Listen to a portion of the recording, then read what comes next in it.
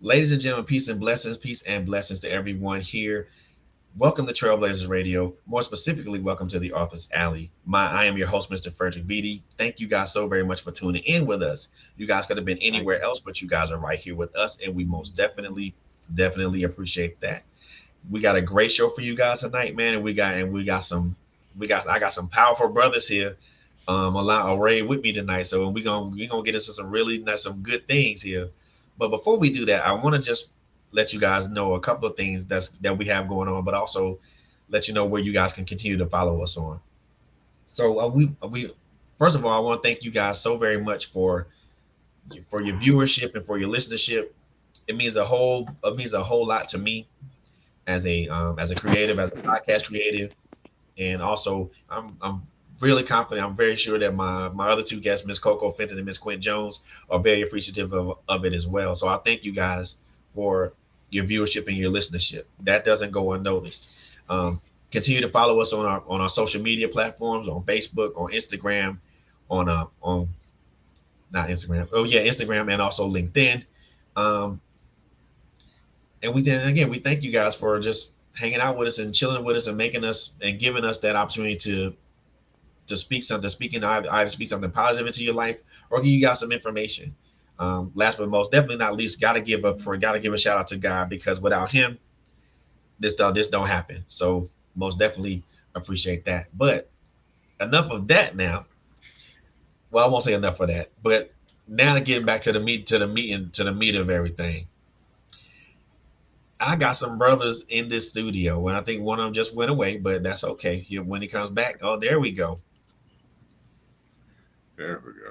What's going on, brothers? I got three brothers in the studio right now that one not in Okay. the building right now. And look, they finna blow your mind with some information and also some stuff that can help authors increase their visibility, but also their marketability. So I'm excited to have these three brothers in the building, man. I got drama Simpson in the building. I got Dean Hamid in the building. I got Christopher Jordan in the building. And these three brothers right here represent Hear That Inc. LLC. And we gonna jump into this conversation, man. Gentlemen, how y'all doing? Doing Good, fine, good, doing good. fine. Just doing good, doing well. Thank you. Excellent, excellent, Thanks excellent, for man. having us. Yeah, Oh, appreciate you for having us on. man, Yeah, pleasures. no The doubt. pleasure's all mine, gentlemen. The pleasure's all mine. So before we talk about this wonderful platform that I know is going to change the game, how about you guys? Give a brief introduction of yourself. So I'll start with Dean first. My name is Dean Hamid. I'm a author of 9 published books, a lot of urban drama. I like working in that genre, particularly. I've been writing now for running about 14 years. I've been writing for a long time, done articles, short stories here and there, and stuff like that. And it really gets serious until I started bumping my head around and, coming short this place and that place. And then I started doing my own thing in self-publishing.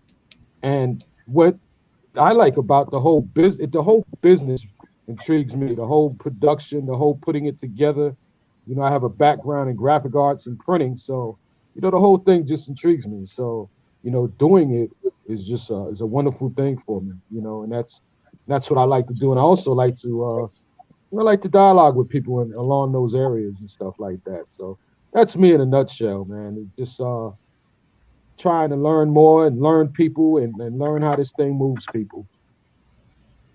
Cool, man. I appreciate that. And again, I appreciate you coming onto the platform. So drama, you up next.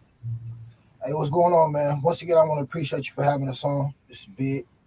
Um, so I'm Drama Simpson. I started. Well, I've been doing narrating audiobooks for maybe close to about 2 years. Before that, I did a lot of music stuff. I've been signed independently about 10, 12 years ago.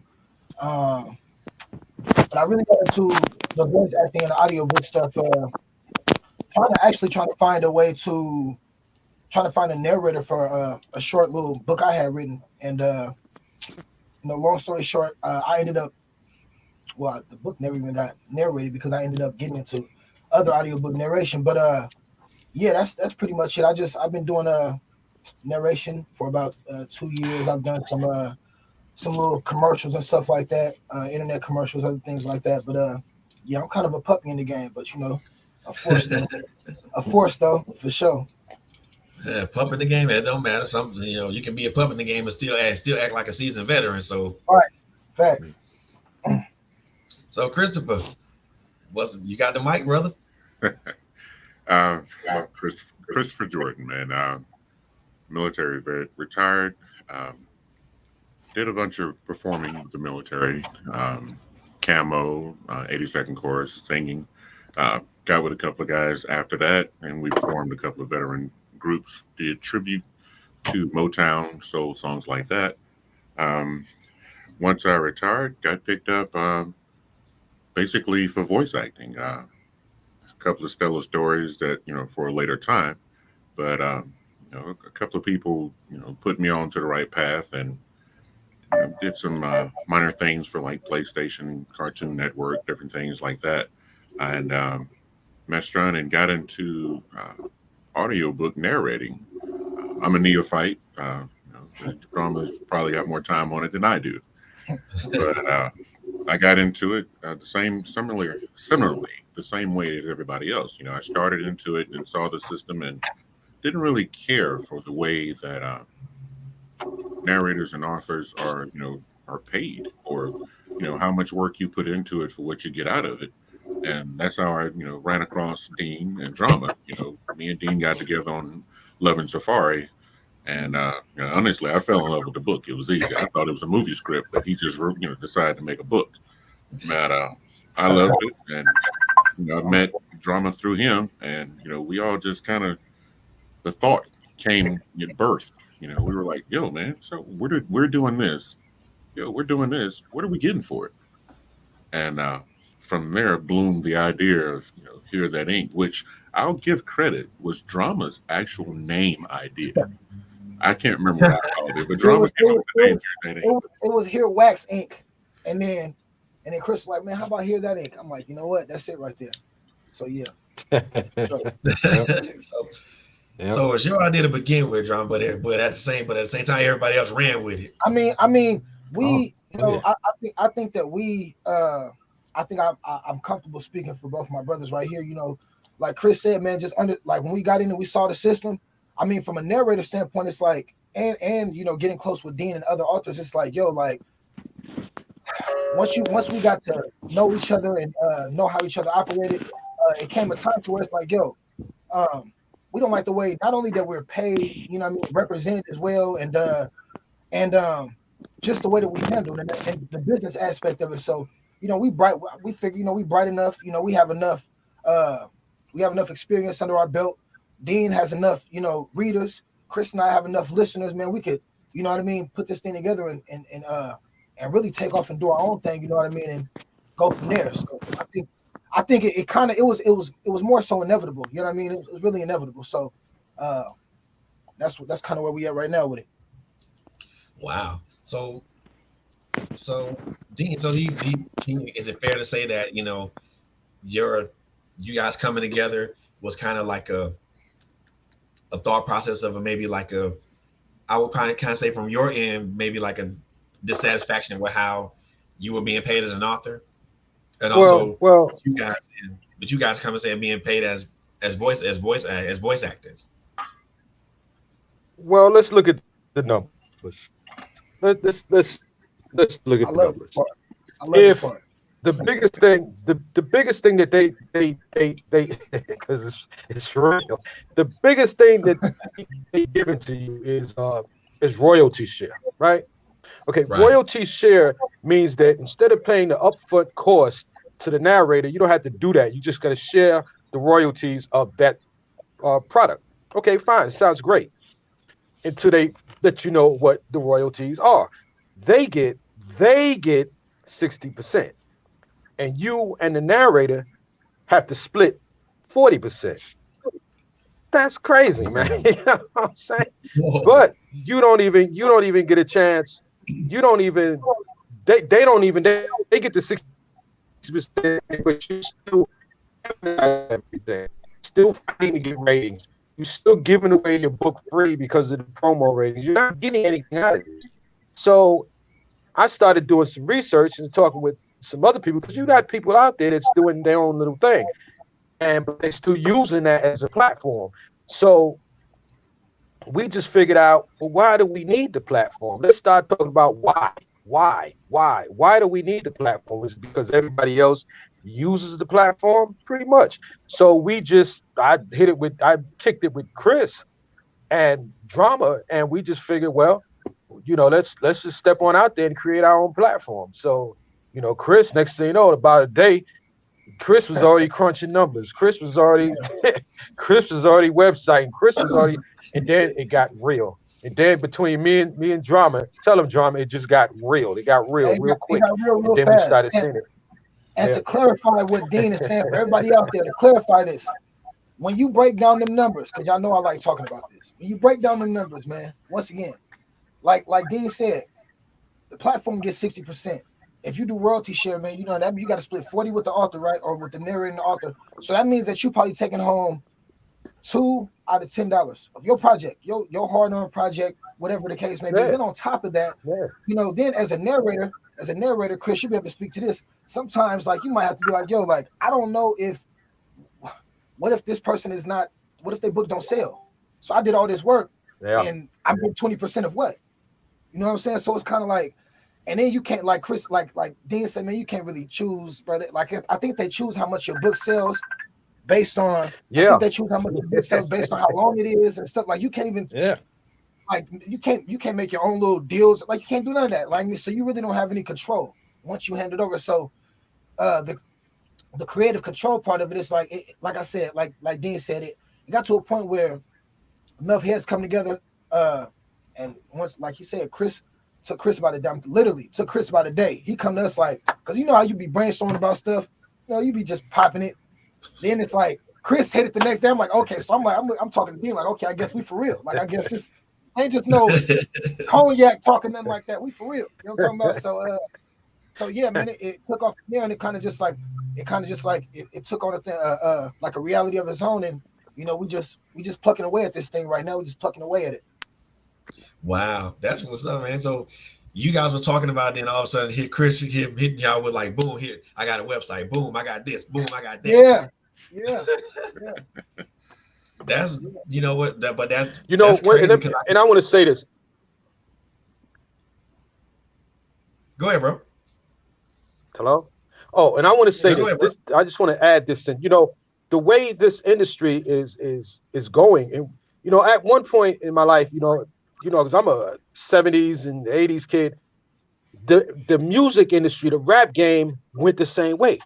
The rap game went the same way. You know what I'm saying? The Jay-Z's, the Kanye's, it was the same thing. But it was until that the brothers started taking ownership of their own masters, started taking control as themselves, and started leaving these big, giant, sucking the money out of you conglomerates, and started doing their own things. Then we started getting rappers that became global bestsellers, global millionaires, and eventually billionaires when they started taking over. So I say this is the same thing with this industry here. You know that for a fact, Frederick. You're an independent author. You know what I'm saying? It's the same thing as having a record. It's the same thing as having a record, bro. Ain't no different. You jumping out there. You're jumping out there is a hit. It's a hit or miss. You know what I'm saying? You get your royalties, but then you don't get your royalties because somebody else has your royalties. Yep. So in the next 20 years, you fighting to get your masters. We don't have to do that no more. You don't have to do that no more. And we're gonna prove that. And that's where I'm at with it. That's something that I thought I never thought about it from the aspect that you speak on it from, because, and even when Drama was mentioning like royalty share, I never looked and thought about that, especially if I wanted to have someone do an audiobook for me. I never thought about having to split the royalty with someone else that's doing the voice work for my book. I'm like, wait a minute, hold on.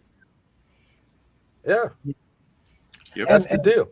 And so one more thing before we get a little bit deeper into some other things. So like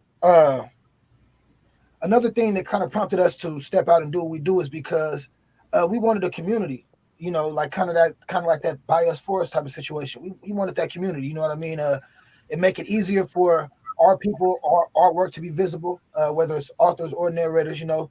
And so that was another thing too that was really intriguing to us all. You know, it's like, man, and we're gonna get into to talk about the aspect of what we're doing and how innovative it is, and how, you know, we've not seen it or anything like that on the level that we're trying to do it, and the services that we're trying to provide and things like that, and how we constructing it. You know, we'll get into that in a second, but I just wanted to put out there for anybody that may view this, is that, like, obviously it's a business venture for us, but at the end of the day, we wanted to have a platform where it's a lot easier and I don't even want to say exclusive to us and for us, but it's kind of one of those things where, you know, we wanted a bias for us and bias situation.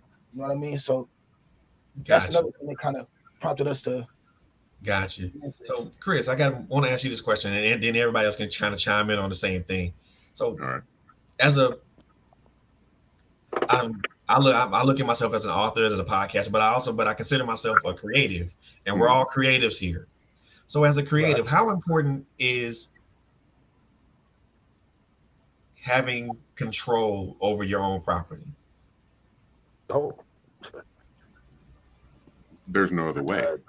I mean, I mean, once you know that you own the ability to control how you influence people, that's entertainment 101. I mean, how you interact with people and how you influence them and how you distribute what you create, there's no other way. There's no going back. Chris Rock once joked in a stand up that, you know, men and women can't go back in certain things. Well, in business, you know, once you've been exposed to the fact that you can control your destiny business wise and financially, why would you? It'd be, you know, it literally would be business suicide to give up the ability to control your destiny and how your creativity affects people. One of the sub-driving reasons for me to join the group was conversations I had with a couple of female authors that uh, had written several books, and they couldn't find black narrators. One Mm, female told me that she had her book, her main character was from Memphis, Tennessee. I don't know if you've ever been to Memphis, Tennessee, but there's a different kind of vernacular going on in Memphis, Tennessee. And when she put her book on ACX, well, it was picked up by a white narrator. Well, they did the deal. mm, And when she listened to it and her audience told her immediate feedback, now we're good. Now we're straight. That don't, you know, it don't match. The biggest thing for has been for black people in music and any kind of articulate way they express themselves is that it's us. You station. can't water down us. We are what we are. And anytime you try to subjugate it in any kind of way, it comes out weaker and it's not as good. So that stayed in the back of my mind when I met Drama and Dean. It's one of those things. It's like, okay, well, you like the way I did this. This makes me think of how satisfied that lady would have been if she had a platform where she could find people that she could actually listen to and talk to and collaborate with that she knew would understand the concept of her book and could perform it as such. And Wow, that's a huge thing. I mean, that's one of my big that's what's up. all three of us have our own little unique pieces that we really like about Here That Inc. But that is mine, is that we can actually be represented in our work well. Yeah. That's what's up. That's what's up. You want to add to that, Drama? Yeah. I mean, well, for me, I think that outside of the obvious, you know, you feel more accomplished. You know, when you put something together, you know, all of us being some type of creators, whether it's content creators or whatever. When you put something together, it's like, as a man, when you do something, you put it right in front of you, like, this, you did this. You know what I mean? So it's like, can't nobody touch that. I did that. So when you talk about the importance of uh of having ownership, or you know what I mean, or control over the things you create. I think that's kind of innate as a man. You know what I mean? As a man, that's just like an innate thing. Like, yo, I did this. I want to be able to dictate how it goes, post production and things like that. And I think that is like one of my favorite aspects. You know, is the fact that you even if like you said, just the control factor is itself. I think that's just one of the big things that really intrigues me to this endeavor is the fact that, like I said, as a man, once you make something, it's like, hey, this is me. I want to be able to dictate how this goes, even throughout the process, not even just post production, but throughout the process. Going off of what Chris said, it's like can't nobody duplicate or replicate us or do us like we do us. You know what I mean? So it's like that's big for me. It's real simple, but it's something that's missing from a lot, even from platforms like AX and stuff. It's simple, but it's big. So that's kind of the way I look at it. All right, Dean, go. You can pop in on that. Well, I mean, it's like what Chris and Drama is saying. Look, let's put it simple. In the next, we don't know. We know all of a sudden we have this whole thing with the independent authors. We know we're doing a whole lot of Black initiative books and everything. We're doing a lot of pro-Black work. We're doing a whole lot of it, and it's making money. But who's to say that we need anybody to tell us how we can make the money or dictate the money? Or you see, we don't need that. We don't need that. We've already been through that, and that doesn't work for us. It doesn't work for us. In the next 20 years, we're fighting for something that now all of a sudden valuable. 20 years, urban fiction becomes this whole huge valuable thing. And you know why we can't profit from it again? And we're on the outside looking in? Because we gave our masters, ourselves, we sold ourselves out. We don't have to do that, man. We don't have to do that. You know what I'm saying? And it's not like, granted, I don't know what might happen, what may happen, but we might not run around in the bins by next month. But I guarantee you, like Chris once said, this is legacy. This is the legacy deal. Remember, Chris, when we said this is a generational money, this is it. And once he said that, Drama just had a little drama. I have a daughter. Chris has kids. This is generational, man. This is something that definitely could be passed down. You know what I'm saying? What we're doing is the pinnacle. We're doing something that will eventually be done by a whole lot more people, but somebody has to do it, man. Somebody has to just say, man, let's do this thing. Let's do this thing. We don't need nobody to tell us, how to do business, how we want our business. You can take your book. You can come to us.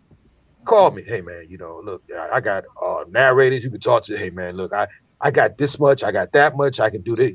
You can haggle. You can go back and forth, and you can solidify between two men and two brothers, or your brother and sister. You can make a deal, and you can live with that deal, and you can live with that deal. Yep. You see, that's the deal. You can live with that deal, regardless of how you make it. And even then, you can call up any one of these narrators or even me or anybody and say, hey, how can we push this thing? Maybe we might need to change the price here. Maybe we're going to do it. We're going to do that to help you out. We're going to do that. We're going to make sure you get your money. Chris is going to make sure you get your money. We're going to make sure you get the best quality product you can have. Why? Because we might be in your neighborhood and we might want to come to the barbecue, and I like to eat me some chicken. I want to be invited to the barbecue. You know what I'm saying? That's what's so up. I want to come to the barbecue. You guys touched on something that I think is real important, because a lot of creatives, especially Black creatives, we don't understand the importance of creative control. Yeah. Or better yet, owning your own thing. Yeah. When we go for these backwater deals that don't give us anything. They give us a shit ton of money, but it doesn't give us control over our creative property. Nothing. And to me, that's a wrong way trade-off. Well, it's really not a shit ton of money, and this is what the music industry found out. Right. If you show a baby bird the sky, he's overwhelmed. If you open a door and show him a little bit, then you show him more, then he knows how to scale what you're showing him. If you open up the door to someone who's just getting out there, we're just putting out an indie author and put a book out there and say, I'm gonna give you 30,000, but we own your book, but you got that 30 grand. Okay, don't know no better. They think that's something. Yeah. They have no idea that Yeah. what you plan to, that company plans to do with that book Oh, is going to generate hundreds of thousands to millions of dollars. And yeah. when it goes to a movie deal, somebody decides to pick it up and make a movie out of it. You ain't Guess got what no that idea. author can't do? Right. They can't Nobody. claim No, nothing. You Nothing. sold, you, already- can't touch it. you sold your If rights. you You sold even the rights. speak on it, they can Yeah. sue you for it because you sold the rights. Yeah. This Right. is what Nothing. this is what Black creativity has got to learn. We got to stop giving everything away. Yeah. I mean, we've Man. influenced the world since day one, but just stop giving it away for free Yeah. or for I- yeah. coupon codes. I mean, you're giving it away like 2 for 1 in a Hey. dollar store. Yeah, We for give real. our talent away I to think Dollar everybody. General. Hey, Chris, Wow. to speak to that, I think a lot of that comes from, we don't instill enough in ourselves, in our people. We don't exude value. You know what I'm True. talking about? That's just not how we get down. We don't. Like, not to the extent that we need to, because like you said, we've influenced every field.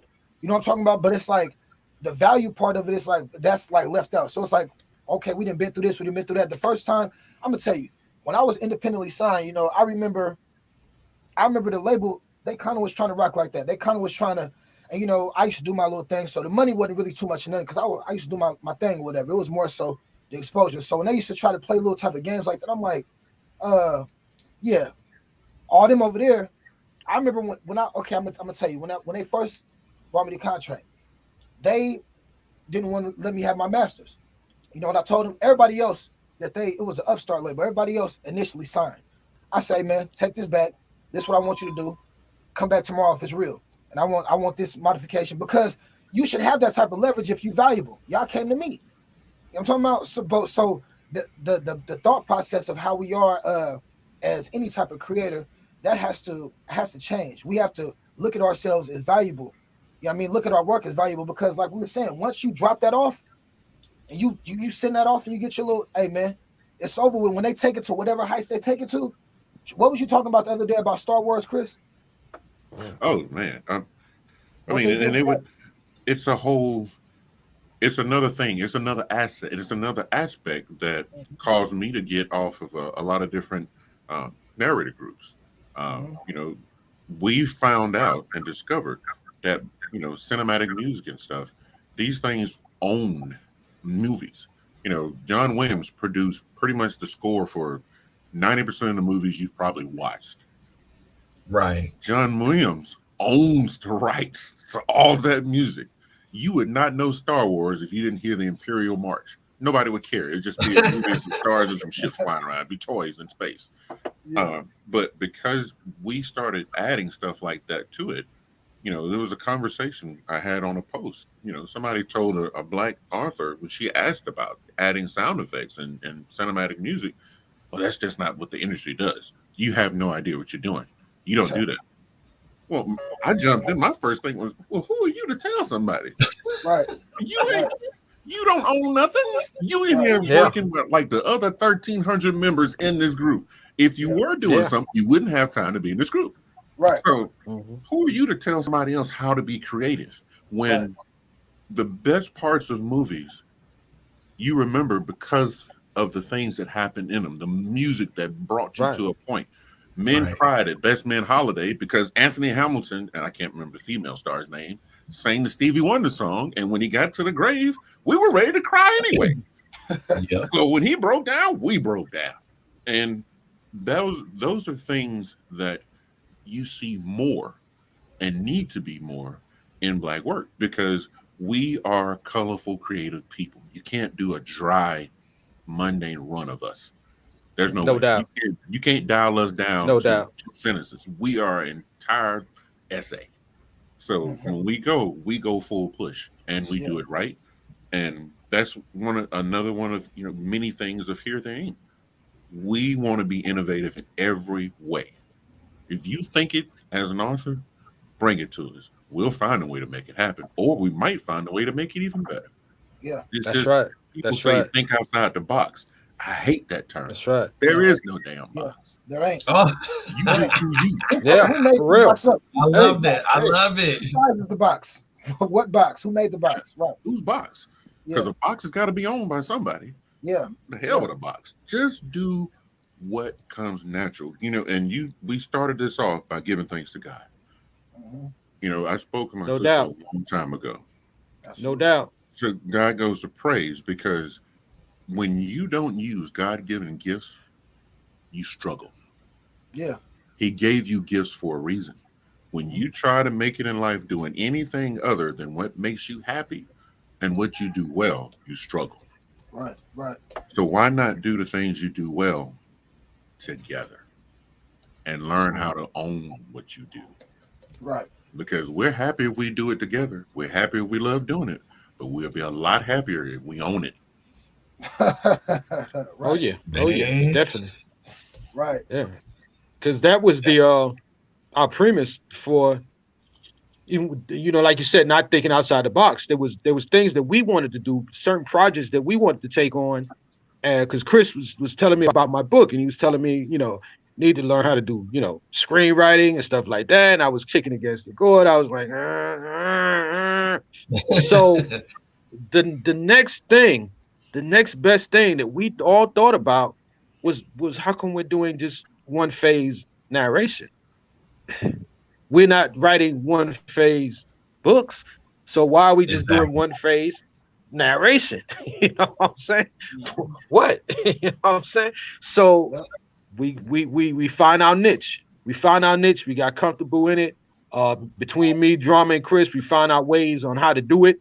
And now, what I can honestly say, Chris we did the research on it, and we're the first what, Chris? The first The first uh all-black anthology ever with authors Wow. and narrators. Actually, it's the first multi-narrator anthology with that Yeah. many yeah. narrators. I think the closest one was 3, and that was in Britain. But we're the first all-black multi-narration anthology ever. Anthology. Wow. Right. That's Right. Oh what's yeah. up. And that's Oh yeah. that's big. I mean, Yeah. and when I say big, I mean Rosetta Stone big. I mean way bigger than Rosetta Stone at this point. Because it's That's it.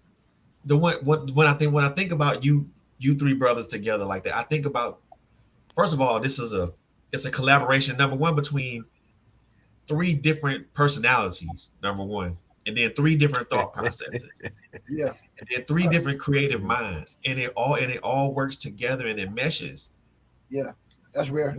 I wonder why we don't do that. I wonder why we as a people don't do that. Why we don't? Why All we black. Well, always? Because everybody say, well, it's about competition. Well, to me, well, competition is collaboration, as far as I'm concerned. I think I'll say I believe that we probably don't do that because I hate to say it, man, but us being such a strong people and such, I think a lot of us, and how Chris was talking about how getting out of a lot of those groups. I've been got out of a lot of those groups just because it's not the right type of competition. You know what I mean? It's not like it's like if we I think us three compete without even knowing it. I think that's the beautiful thing about it. We don't it's not like it's a in your face competition. It's like, yo, when I see, Chris do something big, bring it to the table. It's like naturally it brings out more in Dean and I. It's like, hey, look, we got to do this, we need to do that. And when I see Dean, he doing this thing, it's like, okay, well, I got to bring this, I got to bring that. And it's like us having the same goal. I mean, it kind of starts there. Us having the same end goal. You know what I mean? And me literally wanting Dean to succeed the way I do, or wanting Chris to succeed the way I do. It starts there. You gotta have a genuine disposition or passion to to want to see your brother win. Because if not, then we're gonna have a lot of what we already have going. Frederick, to caveat on what Drama just said, imagine this being the Olympics. You're Carl Lewis, I'm Jesse Owens, it's Ben Flack. We all are running different events, Mhm. Right. but we all want to get gold, and we all want to stand beside each other with that gold on those 3 steps and say, we did it. We did it. How we compete is not against each other. Nah. We're watching each other do it, and that's motivating each one of us. So at the end of the day, we all want to stand on that stage with that goal, raise our hands and say, we got this. Yeah. And that's the great part of that competitiveness, because it's not really just competitiveness. It's competitive creativity. It's motivation. And motivation and competition can often be misconstrued. Yeah. And motivation is huge, because if I feed off drama, Dean feeds off me, then dude, I mean, we'll never be hungry. We'll always have ideas flying. Yeah. Exactly. We'll always get better. Yeah. Exactly. And I think that's an important part of the process. When you have those collaborative minds that feed off each other and they vibe off each other, it's number one. I think number one, it'll never be a dull moment at all. No, but number two, it's just gonna be just such a creative vibe and energy around that everybody's gonna just feed off each other. It's just gonna be lovely. And we want it to be infectious. Absolutely. You know, we like it to spread to our female narrators and other authors. We want people to be infected in a good way, inclusionary. We want people to say, "Man, I want to. Yeah, that's crazy what they got going on. I want to be part of that." Yeah, so that's what we want. Yeah, that's right, and I love that, man, because I mean, even for being a published author for as long as I've been a published author, but being an independent author, there's still so many things that I can learn. Number one, about how to maneuver in this thing, and and a lot of us, especially me, being I've only been a published author for maybe 3.5 years now. So I still consider myself a pup right now. I'm like you, Trump. I still consider myself a pup in the game. Right. So I'm still learning my way around how to maneuver. Right. But then when you come across like-minded people, folks that share that infectious energy of collaboration, but also competitive collaboration, it makes things so much better. But it makes things so much better, and you don't have to look at it as having a jealous spirit or a jealous mindset. You look at it like, hey, I see Drama doing what he's doing, and I'm gonna feed off his energy, and I want to succeed just like he is. So I'm gonna feed off his energy. And then Chris, you see Drama, you feed off his energy, and you guys bring that energy together, and then it's a beautiful collaborative process. And I just don't know. I just don't understand why more of us as Black people don't embrace that mentality. Because Chris, Chris, you and Drama, y'all hit a home run with that when y'all mentioned that. Yeah. I think it goes back to the same thing I talked about, value is education. Early on, we don't know how to, let's be real. Early on, compared to a lot of different cultures, man, we don't know how to interact with each other, man. It's our communication with each other and all that is all out of whack. You know what I'm talking about? We don't know. It's hard you got to hit a certain point of maturity or a certain, meekness and humbleness to really to appreciate appreciate your brother's his strengths. You know what I'm talking about? Because it's like Chris was saying, the creator, man, he give us all gifts. You know what I'm talking about? So the way I appreciate Mike is you start to come into your own and you start to realize your gifts and realize your strengths, and you see things that you might not be as good at, and you see your brother over here like, man, you like that when it comes to that. Like, I appreciate that as much as you would appreciate it. You know what I'm talking about? So it's kind of like I said, it goes back to just the education of us coming up. You know what I mean? We just don't know how to, and it grows on us. It grows once you become, we've all seen it. You know what I'm talking about? We grow up, we don't know how to communicate. We look down at each other, and once you grow up, you know what I mean, that you pass it on to your kids. You know what I'm talking about? And it's like, and I think that's one thing, the same thing with the value. We just don't focus on that enough in a positive manner. You know what I mean? As far as the value and as far as the understanding how to work with each other. That's why you got a lot of individual success. That's why you got a lot of individual success, and then other folks don't know how to work with other people. They don't know how to scoot their ego over and let him come in. You know what I mean? Because at the end of the day, as we always talk about, it's another thing. It's the last thing I'm gonna say about this. Well, you've heard the concept, you're only good as your weak link, right? Or whatnot. Yeah. So if you really have a vision together to make this thing be top notch, you're not going to allow him to be no weak link. You ain't gonna allow it. You're like, look, man, we're gonna find your niche. If you can't find it, look, we all gotta run like with a bike. Bike has all these different parts. I'm talking about the chain can't do what the handlebars do. You feel what I'm talking about, or the seat do. So they all serve a certain purpose, and they are equally important for the bike to run the way it's supposed to run. So with that being said, hey, everybody do their job and have a trust and understanding that, hey, this gonna work in the long run. If I do my job, he do his job, trust everybody do their job. That's it. That's the reason why, to answer your question, that's the reason why us as a people can't get, because we don't have that type of trust in each other overall. You're right. And I know I've heard people that talk about the word teamwork, but don't embody it. Right. Well, see, it's hard to, and this is historical. There's no secret to any of us. Right. This may be my last broadcast talk or interview, because these two guys know I don't hold my tongue on facts. But it's hard to gather together and instill a group of a sense of belonging and workmanship with people who have been maliciously separated for not hundreds but thousands of years. Thousands. I mean, you don't retrain, and not to no way. And I wish I could find a better analogy. You can't retrain a grown pit bull to not fight his enemy. He's been fighting all of his little years on Earth. You don't all of a sudden make him docile. Either you kill him or you get rid of him. Now, to touch on what Drama said, the education starts at home. But the problem is, we're so much more skeptical of ourselves than we are others. That's where the first inkling of information from a black child comes from. You gotta, we all had the grandma, great grandma, uncle. Yeah, but you gotta watch them. You just sowed the first seed of distrust in my own people right there. You just sowed it, and to a young mind, especially young black minds, are the most dangerous things on the planet, and I mean dangerous good, because they can do anything. They haven't learned the paradigms just yet. They got to be taught to them, so they can do anything.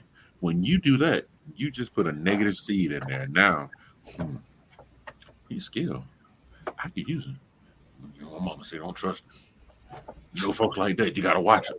And these little quotes that we teach our kids and through social media and I'm a big adversary of derogatory and negative rap, and belittling our men and women and the bitch and the N-word back and forth.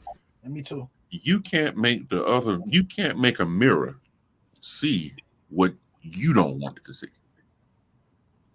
if that makes sense. People put on makeup because they want to put out a different image.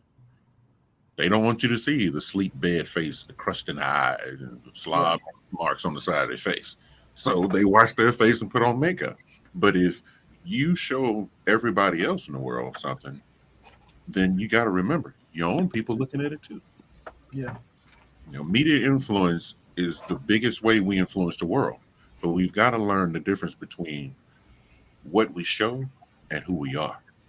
Right. And effectively, we've got to learn to lie like everybody else. Show you what we want you to see. Right. And know what we really are. That is the key. And that touches like what Drama said. You have to start from the early. You got to start from the crib. Education. And once you start learning that, I can promise you, all four of us have something in our head that somebody told us about our own people. We hold and be like, And Dean, I remember we talking about a lot of these groups, and this is going out. This for all the authors or narrators out there. First thing I want to say is, who's to say we can't do this? The only ones that's probably saying that we can't do it, that's spearheading it, is our own people, really. And I want to ask Dean, when we think about, because it was a situation where you said on some of those groups where there was we used the word hating on what we were trying to do. I want you to kind of elaborate on that, because I want to use that for any authors and narrators that might listen to this now or in the future, just from the standpoint of why can't we? Well, So, Well, go well, ahead. well. This the deal. This, we have a whole bunch of independent artists out there, independent authors, and all of us are using the same platform, and that platform is pretty much Amazon. And we're Right. all scratching and crawling on each other to get ratings. Oh, I Right. got 3 ratings, 4 ratings. I mean, you know what I'm saying? You know what I'm saying? There's a million of us scratching to get 3, 4 ratings, 4, 5, first top 10, top 15. But Bezos has went into space twice. This cat went to space twice. While we here down here on the earth scratching over ratings that they created for ourselves. We create these we create these things. We create these boxes and we put ourselves in these boxes. Let's just sell books. You know what I'm saying? At the end of the day, let's just sell books. We put ourselves in these little boxes. They say, "Oh, let's Mm. create this. Let's show them this box," and they'll go in there and they'll kill each other like crabs in a barrel trying to get to the top. And that's what's Yeah, happening now. yeah, So I took this, and I took Hair That Ink. We put out everything, and you know how I was, Chris, with the wording, with everything. The certain set, man. Them. We got to make sure we got people to trust us because it's black folks that don't know how to do audio books. White people know how to do them. Black folks don't know how to do audio books, man. yeah, yeah. And when you ask them, say, man, how come you don't, man? Oh, ACX. Well, uh, you know anything about? Oh, well, I gotta ask ACX. Why you have to ask ACX? Everything that is available for audio books is online, bro. You know Yeah. what I'm saying? It's online.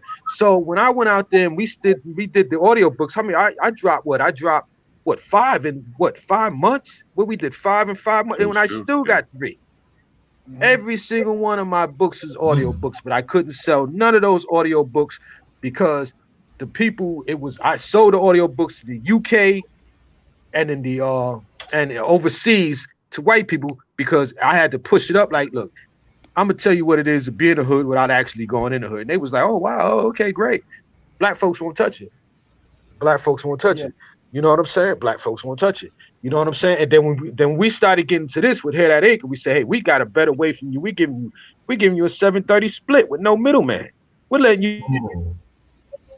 stuff. We're letting you come off us, man, and go ahead and do the distribution for anybody else you want, and we won't touch it. Oh man, but still ACX. You know what I'm saying? Come on, man. Yeah. Come on, man. I mean, after a while, it ain't about what you know. It's about your skin color. They don't trust you. And I yeah. said, why you don't trust me, bro? I'm saying And I ain't never did nothing to you. I'm trying to show what's you a better way. But until we get to that point where we can trust each other, man, and we can elevate to another level. But right now, we're catching hell in these and Mm. we're not being able to have no voices and stuff like that. And the voices that we have, a lot of people are putting in, foot on our neck, man, for some reason. You know what I'm saying? And it ain't really cool. But that's just the way it is. Right. yeah, yeah, And yeah, I feel you on that. Which comes to the part of our conversation that we're gonna talk about y'all platform because okay. I'm most definitely intrigued about that. So tell our viewers and listeners about y'all platform and kind of go in depth in what services you guys offer, and then how can how can your platform help an author increase their visibility and their marketability? Well, in order to do that, let me just give you the whole layout of Hear That Ink. There we go. First and foremost, Hear That Ink is here not just for authors, but narrators as well. Oh, okay. For authors, we can start you. We can help you from beginning to end, creativity to distribution. That's from if you're starting out being an author and you're not really that uh, accomplished at it, or you've got a lot of questions. We've got 2 professionals on staff. We'll say on staff on hand. Dean and Empress Simone Quick, who have volunteered their services to help people. And we have an on-site who's an actual educator, Kiara Santos, for editing and professional editing and how to content a book. These are things that come inherent with the site to help you get your creation literally sound first. Right. Then, once you get that done, you want to go, if you want to stay paperback, we can host that as well. But if you want to go audiobook, you have in-store, in-house services. It's inside the wheelhouse where you've got narrators, and authors that can help you broker a deal within house with our own people so that you can know exactly every step of how your book's going to be created. And that conversation and contact doesn't stop. At any point, chapter for chapter, book for book, we work with you in and out, and you can make your contracts, your deals with those narrators in house. Also, for collaboration, you know, we don't stop at saying your book is this. If you run across another author within Hear That Inc. that you want to collaborate on, and say you want to do something like we're doing now, you want to start another anthology for something else, you're free to collaborate with that person, which is only going to help you learn more. Now, key point and something new, on top of the fact that you're getting 70% of your hard-earned Say it again. Say it back. again for the cats in the back. Say You're it getting again. 70%. I know. And you're not 70. splitting 40, getting 20. You're getting 70%. 70%. As drama says. No in the commercial. middleman. No Yeah, middleman. There's no second platform that's going to Hey. suck away money. There's no. Hey, I'm gonna tell you what Jimmy Walker say, and that's dynamite. like Jimmy Walker said, that's dynamite. And Frederick, at the end of the day, nobody goes into any business saying I don't want to make money. That's crazy. Right. That's crazy. So you come into this, yes, we want to make money, but we want you to be happy to make money too, and start seeing that you can make money for what you put out there. If you kill yourself to write a book, get me wrong. I've only partially written one book and never finished it, and I struggle. So for all you authors out there writing books, if you're struggling to do that, why are you giving Amazon and Audible 80% basically at the end of the day of your earnings? End of the day. You might as well work for them for free. Just put in an application and tell them I want to write for you, because they already own everything you have. And with Dean telling me about the ISBNs, now even if you're with them, you got to negotiate and work and purchase to get out of the contract that you never really was in. Right. You were never told you were in a distribution contract. Never. I read it. I went through the entire site, the whole 5 pages. Oh my God, that's a small writing. But it's never listed in there that you were in a contract with them. Now you got to purchase your own book rights already to come over to anyone else. So here, we don't want your book rights. I can honestly tell you, we don't want them. We don't. Do we want them? We don't want them. We don't want them. That's too much of a headache. Legally, that's a headache. You realize if we have 15,000 authors and we own all of those, we've got to maintain those. We've got to maintain it, the business, the tax, everything. No, we don't want it. End of story. We don't want it. So the distribution here, you control your distribution. You've got 15,000 dedicated listeners. They're waiting on Frederick Beatty's book to drop. Now, they don't have to go to Amazon and search around and fish. Oh, well, he gave us a link. He's in Here That Inc. They pull up Frederick Beatty's page. Bam! Look at here. Look at all this stuff laying right here. I'm not streaming Frederick Beatty's book, which T.J. Anderson, a new guy that we're bringing in that is very inclusive, made a point of. You're streaming that book. You don't own it. If Amazon or Audible decides they don't want you to listen, they can cut your account. Here That Inc. That's right. That's right. It's yours. You think about it. Napster, some of the music, all that stuff. That's right. You're streaming. That's why they love to say streaming services. Streaming services need clouds. We don't need a cloud. Nah. We don't need that much storage space. Servers are expensive, and server storage is extremely expensive, and you have to have somebody to run it. We have your book Frederick Beatty created a book with Hear That Inc. He got narrators from Hear That Inc. He is distributing it with Hear That Inc. exclusively.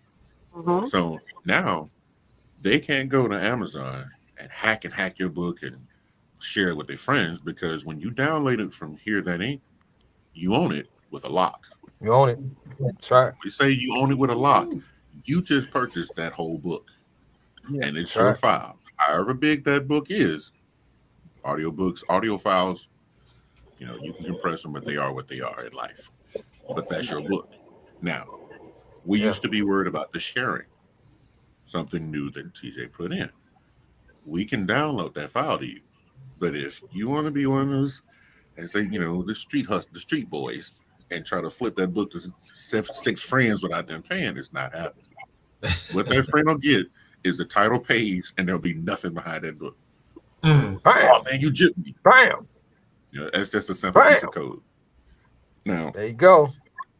with that same book, you can put your paperback versions on Hear That Inc.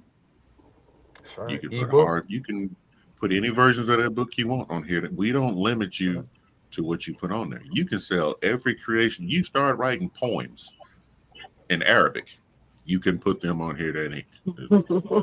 You sell them, they're yours. As your audience increases, our audience increases. As we I start promise you, reaching our fingers out to we will different find people, an Arabic narrator. exactly, or one of us will learn Arabic. And One way or another. and I have one that speaks Italian, so we working our way there. going off I have of Arabic people. going off of There you go. what Chris was saying too.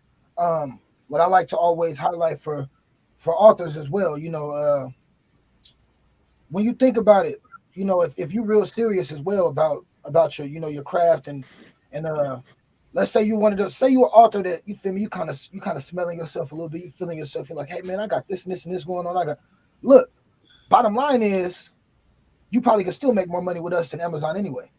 Not only just because, like, if you think about it, like I say, if you say you got a following, man, you got some of these authors that got, look, man, they got thousands of listeners, right? Thousands of readers, hundreds of readers. If you exclusively like, look, man, I got my next book is gonna drop on Hear That Inc. You know what I'm talking about? They're gonna come to Hear That Inc. Sure, it's gonna be exposure for us, but you're gonna make more money because you're getting 70-30 split. You know what I'm talking about? So from that standpoint as well, and then the other thing too is for me, another big thing, is the community aspect. I think it's easier it's easier to network as far on Hear That Inc. than it will be on Amazon. You know what I'm talking about? Networking and finding and building new relationships with authors and narrators going forward. That's something also that we kind of provide that other platforms don't. You know what I'm saying? We real people. You know what I'm talking about? And like I said, we care about we care about like look, we want to make money, but at the same time we want to make sure that like Chris said, we want to make sure y'all happy and that you are in a favorable position too. And a lot of times we've been kind of programmed to think that if somebody winning, somebody got to be losing, and that's really not the case with us. It's not the case. It's really not. So as we continue to grow this thing and build this thing or whatever, I really do believe that with the same energy that we continue to put into it, that it's inevitable. It's inevitable that we'll be and also it goes both ways. Obviously we need kind of like-minded participants too. Just even if you're not a founder or whatever, you still as a part of Hear That Inc. You are part of it. You know what I mean? You so like when you come and you join us or whatnot, you feel me? If you come and you put down a book with us or whatever, I still would like for these authors to have the same mindset as, okay, I want to see my project go here. I want to see, or if you think that your project could help our platform, you know what I mean? I want to see this platform get here. I understand. I like what they're doing and stuff like that. So I think it's a give and take relationship too between the authors, narrators, between the founders, between the membership holders and things like that. So yeah, I just think all around it's a good deal. You know what I mean? That's speaking unbiasedly. I think all around it's a good deal. Hell, I like to say 70%, yeah. That is a good deal. Yeah. We have Kiara Yeah, here. I wanted to introduce that one of bring Kiara because she's our editor she's our editor in in-house editor and everything like that, and also a narrator. Also a And narrator. one of the she like I said, when she narrates on with multi lingles and stuff like that. So look what you're getting. You know what I'm saying? Look what you're getting. You're getting a good deal here, man. You know what I'm saying? You're getting all around package. That's another thing too. Right. Who else is offering multi narration? You know what I'm talking about? You got a slew of narrators, which Chris Dean and I were talking about, even adding to that roster, in the future. I mean, you got a list of narrators you can choose from. Now, hey, look, man, I want that one, I want that one. Hey, man, I want to rock with 4 narrators for my project. Okay. You know what I'm saying? So it's so many different services that we're still working on them. You know what I mean? It's only going to be things that we can handle. We're not going to overload ourselves. That's why, that's what I was talking about. Everybody understanding their roles. You know what I mean? Everybody understanding how a bike works. You know what I mean? So, and as long as we, and I'm confident that we will continue to operate in that way. But I mean, there's still services that we're fine tuning and that we would add as well. And but yeah, that's one of them too. That's a good one. The multi narration. That's a big one. Who else is offering that? Who else is offering that? So, big point, Fred. I'm sorry, Frederick. I hate to. No, Fred's fine. Fred is fine. Here's a perfect opportunity for you to get a clue of where we're going. All right, Kiara she was a narrator added in that worked with prior. So ask her some questions on how she feels about it from her perspective. That takes the 3 founders away, so you can get a non-biased opinion of how somebody feels about what's going on. I was just about to grill her anyway. So she can handle it. Go for it. So you're an editor and a narrator. So I how am. did you even jump in? How did you jump into? Well, okay. So let me ask you this: were you an editor first, or were you a narrator first? So I've been married. Oh, hold on. Let me do it. Only for the word Salmon. Boy. Salmon. So I have been editing since college. I'm editing people's thesis papers. That's just what I do. I'm an English major, English educator. So I have been doing that. Then I read books to students to introduce units usually. And they always go, you should do this for a job, meaning like read books. And I ran into Chris and he said that he narrated books. And I was like, really? That's really interesting. And so I kind of fell into that. But I've been editing forever. So as far as like you being a narrator and an editor, I'm gonna talk to the narration side of what you do first, because because I know editing is one of those. Well, at least for me, it's hella tedious. But from the narration part of it, so I asked this. I mean, and I'm pretty sure Chris will probably agree with this because he's been doing it for a nice while too. When you first get that book that you're gonna narrate, how do you prepare yourself for that? Do you read it? Do you read the synopsis first, or do you read it through and through first? How do you prepare yourself for whatever character you're gonna portray? If it's my book, if I'm the lead person, I read the whole thing. I highlight every character that I highlight every different speaking role, so that when I go through, I know what I need to do, and then I can get a grasp on the characters and their tone and the culture of the relationships, because it makes a difference. Like I've always done voices when I read to my kids and my students, so you have to make it interesting. So I read the whole thing first to be better prepared. So in a way, this is kind of like and I don't know if this is a fair. I don't know if this is a fair comparison, but I think they both kind of mesh. So in a way, this is just like kind of like voice acting in cartoons or in anime in a way. Yeah. I guess I've just never done that. Yeah, it is. Yeah. I mean, if you run across someone who says, I'm a narrator and they won't characterize themselves as an actor, run. Yeah. Don't get them to read a book Look, because you are acting out a yeah, script when you yeah. read a book. That's what they want. That's what they want. They don't when from my experience, more times than not, the author's gonna say, look, could you bring this to life? They're not gonna say, could you read like it's an instruction manual. Exactly. You know what I'm talking about? So that's what he means by the whole actor part of it. So yeah, for sure. Right. Make me remember the characters. Right. Exactly. Y'all And that's why it's remember that, important, right? like, to me anyway, to read and to know what each character brings to the situation. Okay, I got you, and that's important because you want to kind of get a dichotomy of who that character is and how they speak. You know, Right. now when you do your research like that, have you ever come across, or have you ever had to come across like a character that you thought in your mind sounded one way, but then when you narrated it sounded something completely different? Um, no, I read it the way that I perceive it, unless the author tells me ahead of time it should be this way. I have had authors come back and say, you know what, that's not what I think that character should sound like. And I'm like, okay, well, tell me what you want, and I can make those changes. If they don't tell me in advance, I go with what I think. Absolutely. Got you. And I Absolutely. think I've done that a couple of times. Well, when I jumped into voice work, this was like long time ago. True story. 1994. I was in California. They were doing something for. They were auditioning for some little anime series that they were going. They were gonna. That was in Japan.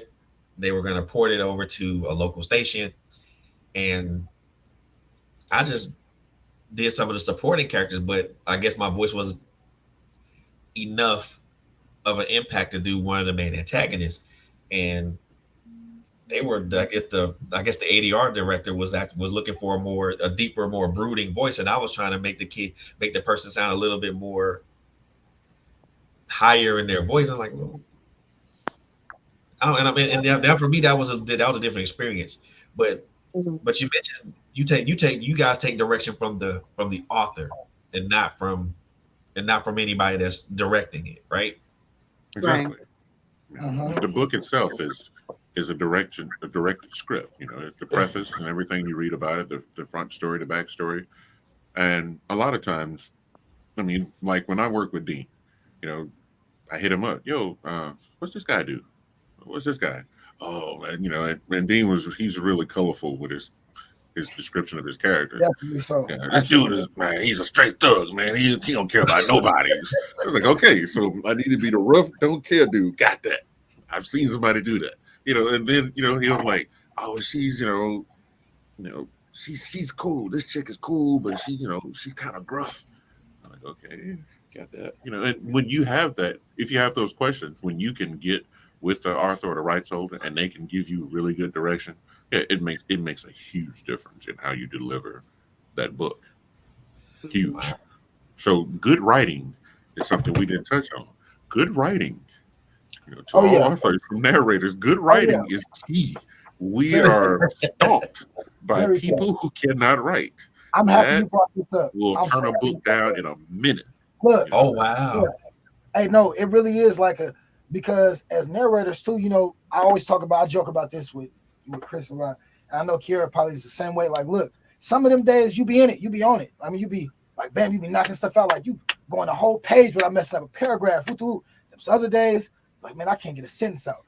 But a lot of that comes down to, I mean, so for some people, it comes down to like little minute things like uh how many words are on the page, how big the words are, things like that. So the grammar is big. If it's Huge. we can do, don't get it twisted. We can do your little ebonics, little broken English. We can do that. That's different. But I'm talking about Right. sentences not being, because the English language is formatted a certain way. We know how to talk. We know when the end of a Right. sentence is coming, the middle of a sentence. But if all of that is just like in disarray, it kind of mess you up. You'll be thinking you come to the end of a sentence, then it's like, hold on. Or you got things that's, spelled completely wrong. Like now, we're not talking about ebonics. We're talking about just plain out, just messed up. And that's really frustrating because when you're doing narration and a lot of things. I mean, I don't want to turn this into a vent session, but a lot of things though. You feel me? Like it's a lot of things like they go into it. Like there's sometimes like. Because I respect what authors do. Please believe I respect it. You feel me? So it's like when we get that work, it's like I usually always tell authors like, look, this is my baby too now. You know what I'm talking about?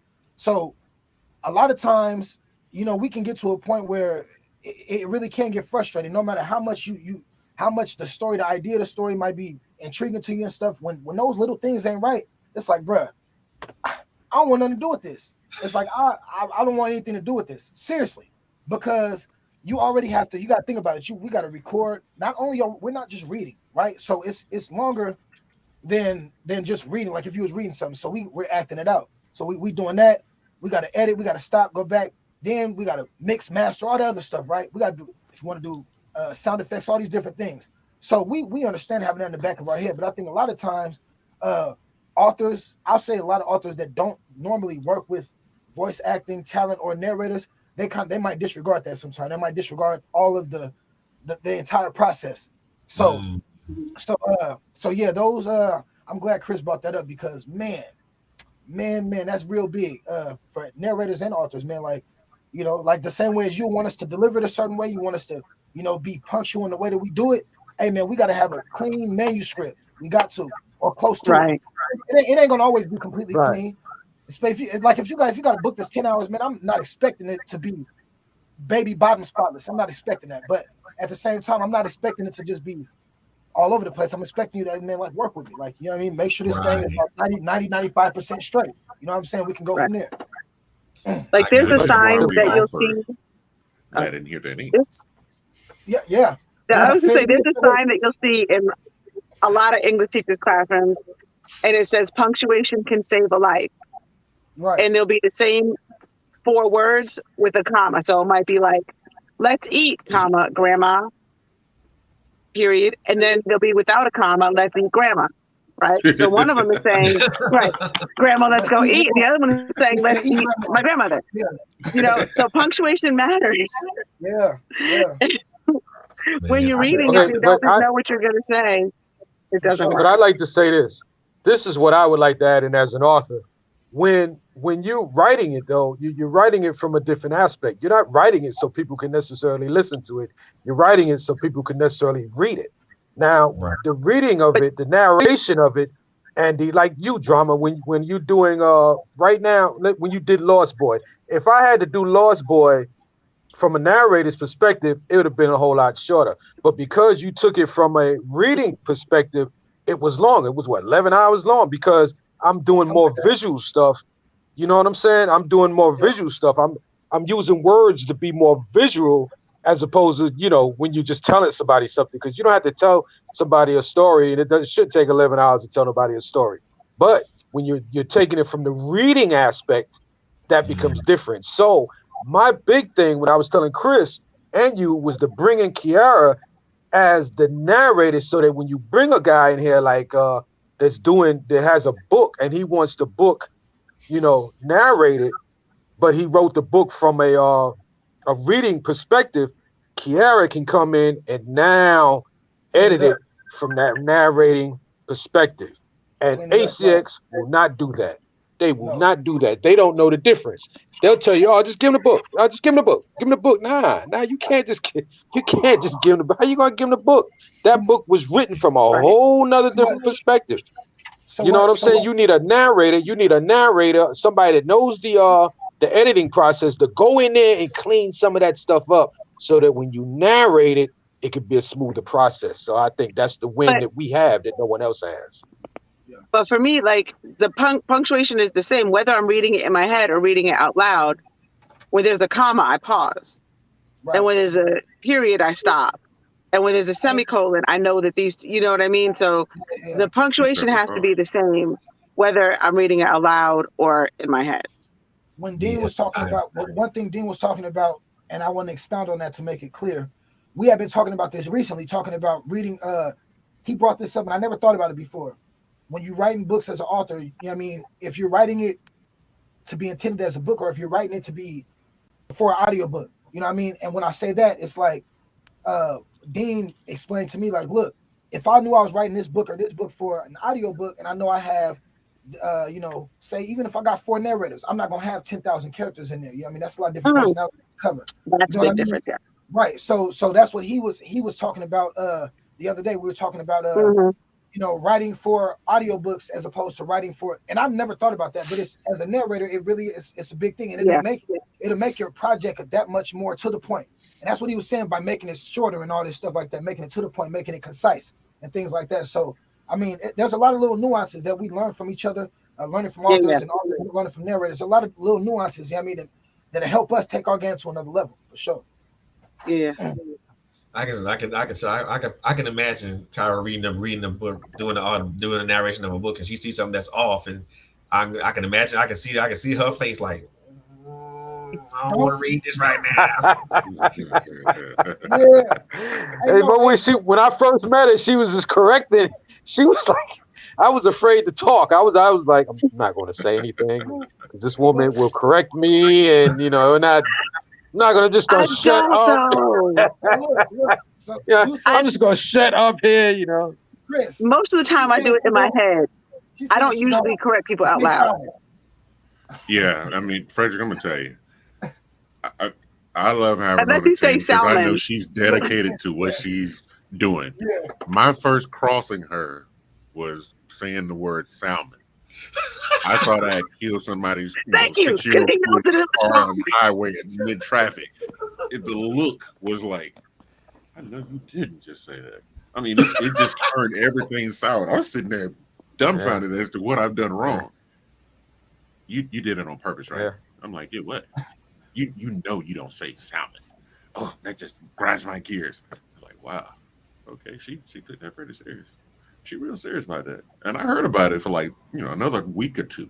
I was like, okay, so no more salmon. And she will correct you. You will get a full etiquette lesson on how to say. Because it's like you say like Sam and them. If you don't know how to say salmon, you say my friend Sam and them. Like Sam and like mom and them, Sam and them. She going already. No, look. But look. Cranked it up. Hey, we don't cranked it up, Freddie. Yeah. We don't crank it up. I'm about to go in there and finish out this week. Well, see that's the English that's the English major editor in her, because like I said, I can probably make them long faces like, do I gotta really read this right now? No, but this the thing though. I want to say this is very. I'm glad that we do have her not only as a narrator but for those services as well, because this is a true story. I had this book that I was supposed to do for a brother like down south of some. I ain't gonna say his name. I'm gonna say the title of his book. But and this is given a lot of, like I say, I appreciate what authors could do. Like when I go and I read, like when Dean he got these, you know, he could crank them out like that. But he got these nice long manuscripts, well thought out. Yeah, I mean, I appreciate that, because Dean, you may not know. I mean, I've come across other, if they call themselves authors. Yo, I have a book that I was supposed to do. It was only about 12,000 words, right? I couldn't even make it through 12,000 words, bro. I had to tell him, like, look, I can't do this book. Wow, that's a long poem. You write a long poem. The sentence structure, like sometimes the sentence wouldn't even end with a period. You feel me? Sometimes it wouldn't even say it. Like when it's somebody's dialogue, it wouldn't even say it says this person. Like it was right. And I'm like, bro, me personally, like for a few dollars, I'm not going to damage my brand, because there's no way that even me, I can't deliver this the way that you might be seeing it, because I can't see it. There's a disconnect. I don't even know who's talking. I don't know who's talking. I don't know what's going on. So I couldn't even make it through 10,000 words. And so, like I said, I appreciate what she brings aboard, and I also appreciate, you know, having real polished authors. Like it's a difference. I see it's a real big difference, because a lot of people, they want to write, but look, man, everybody can't do that. You know what I'm saying? Sometimes I'm typing as I'm doing like edits or suggestions. Sometimes I'm like, I don't even know what you're trying to say. I can't even give you a suggestion on how to make this better, because I don't know. You have words here, but there's no subject or verb. This is not a sentence. Or Or one more thing. I've had author try to send me. No, what it was this. What the problem was? He sent me the version. It wasn't a book. He did like an independent movie or something. He sent me like a movie script. And it's like, well, that's completely different. It's completely different. He sent me, and it was literally titled "Scene 1," scene this and that, and the third. I'm like, yo, how am I supposed to narrate this as a book? And I come across that a couple times. I'm like, hey man, y'all got to go back, reformat that, stop being lazy, put in the work to actually make it a book format. I'm talking about, then we'll go from there. But my devices, I just got a notification that my device is overheating. So goodbye, gentlemen. I don't know what's going to happen. Yeah. So that heating was your EATING, right? No, I was kidding. All right. Good night, gentlemen. It was lovely talking to you. Yes, all right, yeah. All right. Good night. Bye-bye. Good night. Good night. But yeah, Fred, that's our in-house. Yeah, that's our in-house editor right there. You just met her. You know, so you don't have that. You see how sweet that was, how comfortable you felt with that? That's what Hear That Inc. is giving you. That's what we're giving you, bro. The way you feel comfortable with us whenever we do these projects, this is what you get. Yeah. We gonna kick it through the whole project. We're gonna have fun. We're gonna, you know what I'm saying? We're gonna have a good time. We just gonna have a good time, bro. It's gonna be a good experience. You know what I'm saying? Because we're so used to having bad experiences the other way. We're not gonna go through that, man. We not going through that, man. We're gonna have some fun. We're gonna kick it. We're gonna talk about some things. We're gonna laugh at each other, and we're gonna have fun at the end of the day, and we're gonna sell some books. And you don't have to be stressful about it. You know what I'm saying? So that's what we have to offer, man. I'm telling you. Am I right, fellas? That's what we got to offer, man.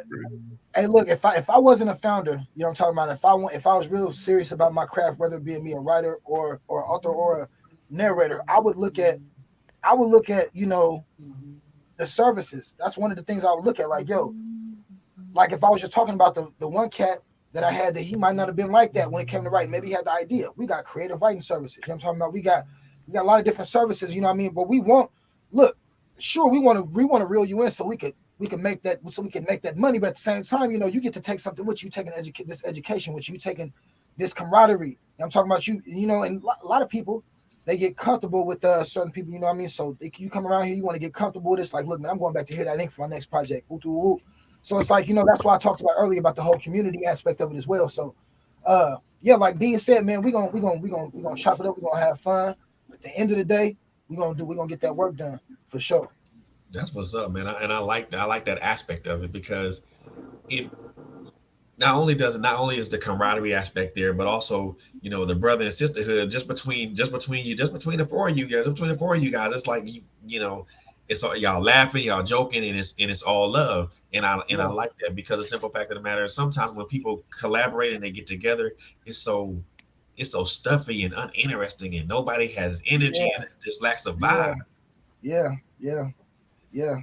And I hate that. I don't want to be in a room where the energy is low and everybody's stuffy and there's no vibe and there's no collaboration. None of that. I can't be in a room like that. Yeah. You know, there's no saying, you know, find something you love doing, and you'll never work a day in your life. Yeah. You know, if you enjoy what you're doing, there's no work to it. It's just joy every day.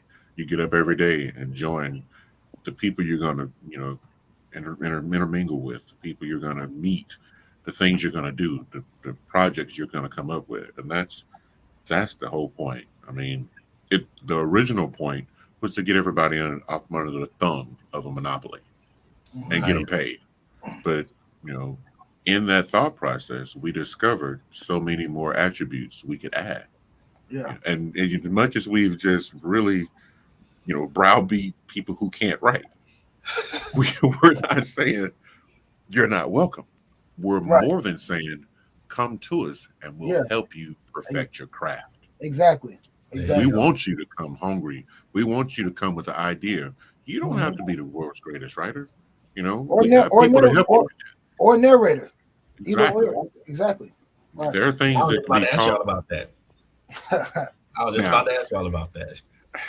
You know, y'all talk about the stuff y'all offer, the services that you give to writers and authors, which is huge. the editing, you got an in-house editor plus narrator. Then you have two other narrators, which, deliver fantastic work. So what, where does the narrator piece fall into this? Let me Narration just is say this. Let me just say this, and I'm gonna leave it alone. But insofar as that, I'm glad you said that because I'm not gonna expose no names or anything. But like, we got a call. I had got a call from someone, man. It's really high up in this game, and it's hard to believe, but this person is in the game, man. I mean, it's a queen in the game, man. She couldn't find narrators, man. She couldn't find narrators. And I said, you know what? We got them. You know what I'm Yeah. saying? You see, when you have narrators like these guys, they're professionals. Right. They're professionals, man. You know what I'm saying? And even if we had well, I need a voice, this, that, and the third, and that voice fits you, Frederick. If that voice fits you, I'm gonna get on the line and say, yo, Chris, call Frederick, man. I think we can use his voice in this, and we're gonna bring you in, Frederick. We're gonna bring you in. You know what I'm saying? Because like we said, this is a community thing. So it ain't just about, just a few narrators getting to eat. We all gonna eat. You know what I'm saying? If you know a narrator that can do this part and the multi-narration good, and the people and y'all working together, y'all vibing to make this book good, man, y'all better go ahead and do it. Y'all better do it and get famous, man, and get right.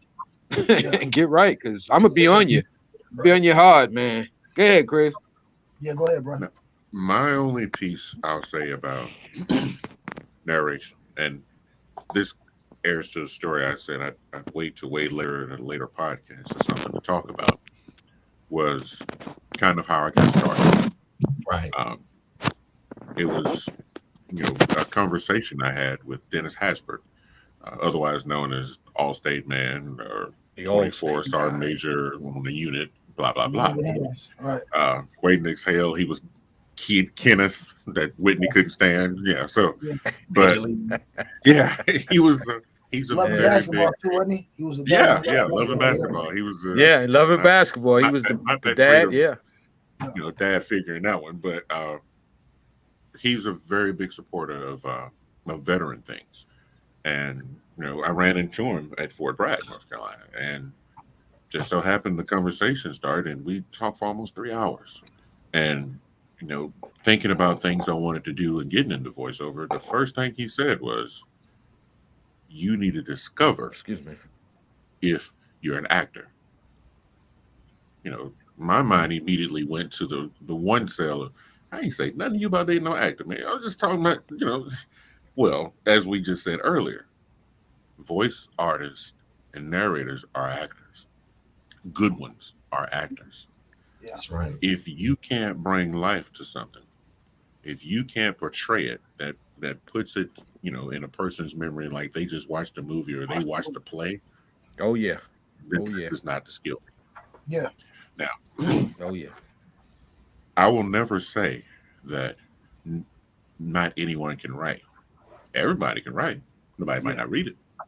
Right. Everybody can. Everybody can narrate. Nobody might not want to listen to it. Right. You need Right. to find if you have that talent. Not Yeah. everybody can be a narrator. Not everybody can be an author. You Yeah. have to, and if you're starting out being a narrator, if it's something you really want to do, and Denzel Washington said this, and I love that dude for a lot of his very intelligent, smart quotes. Take the time to learn your craft so you can be the best at it, or the best you Oh can yeah. be at it.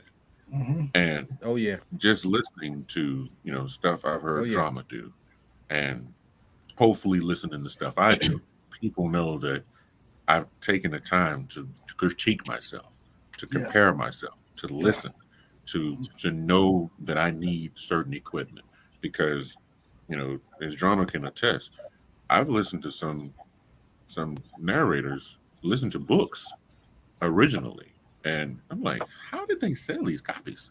Yeah. Who listens to this? I mean, Yeah. one, either they put you to sleep, Mm-hmm. and they sound like the Clear Eyes man. He used to do the Clear Eyes Yeah. Yeah. teardrops. Yeah. Yeah, and then either put you to sleep, or they were horrible. They Yeah. didn't have the voice for the book.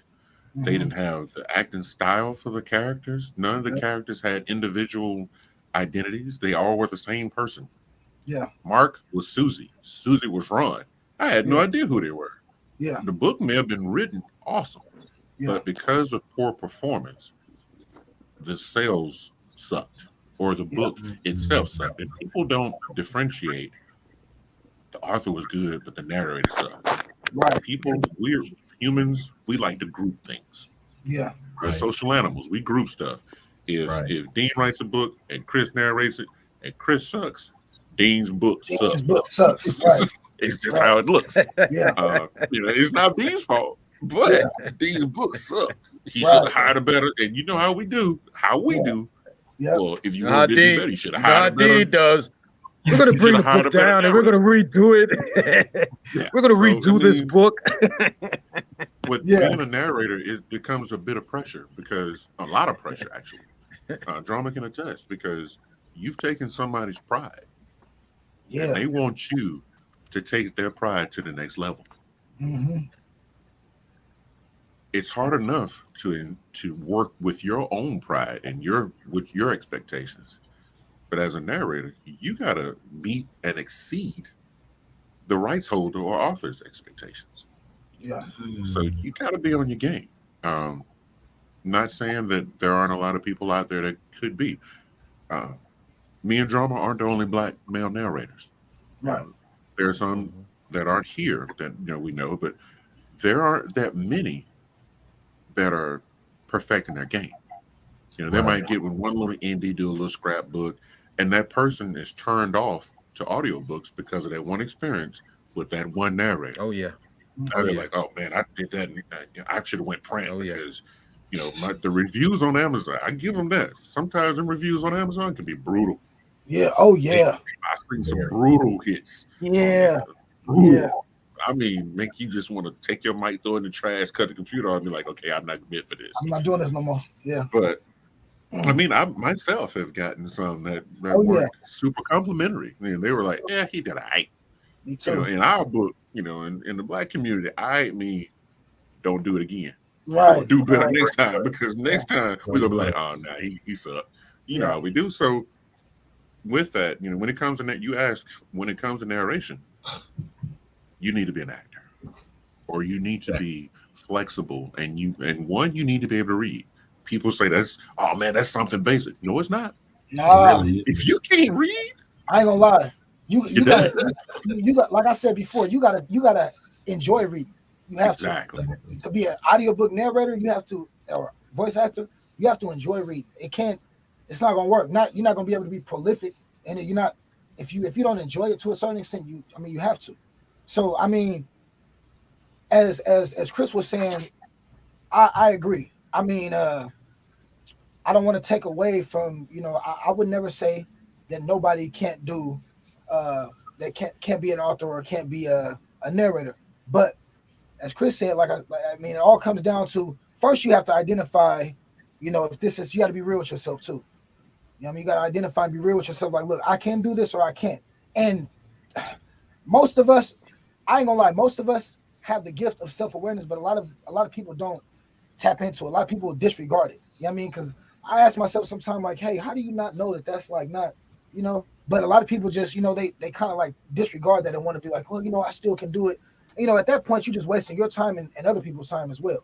So as far as Hear That Inc. is concerned, where the narrators come in at, with the narrators, it's kind of like with two of the founders being narrators or whatnot. I believe that it's crazy because it's Hear That Inc. audiobooks, right? Hear That Inc. LLC. It started with audiobooks. We do other things too, but I think that we're more so correct me if I'm wrong. I think we're more so, it's a lot easier to describe what we offer for narrators. Like for authors, we're a little bit more inclusive. We're a little bit more detailed about the things that we offer, because with the narrative, hey, if you narrate, if you think you can narrate, you come get down. It's because it's kind of different, because with authors we have memberships, right? We have memberships and we have things like that. But with narrators, the narrators that we have now, those narrators that we started with. So, and when time goes on and we recruit more narrators and things like that, I believe that, to be added to the roster, there may be, I'm pretty sure there'll be some type of what is that? Some type of process that we'll go through, whether it be I'd say an audition. An yeah, audition audition. process. There'll be An something, audition like that. You know, We need to because know what you got. yeah, because we don't look, man. If an author come through here, we want to feel confident that look, man, we got whatever you need. You know what I'm talking about? We got assorted flavors around this thing. You know what I'm talking about? So whatever you need, we got you. You know what I'm saying? So as far as the narration part, I just believe it's cut and dry. Either it's one of them things where like, look, if you can do it, you know what I mean, you can do it. And if you know what I mean, if you are, maybe it might be down the line, me, Chris and I and some of the other narrators, the female narrators we have, sisters we got, we might do a little I don't want to say class, maybe some type of course or something like that. We may tap into that. I mean, here that is, we doing everything. I'm talking about we're doing everything. So that's a possibility.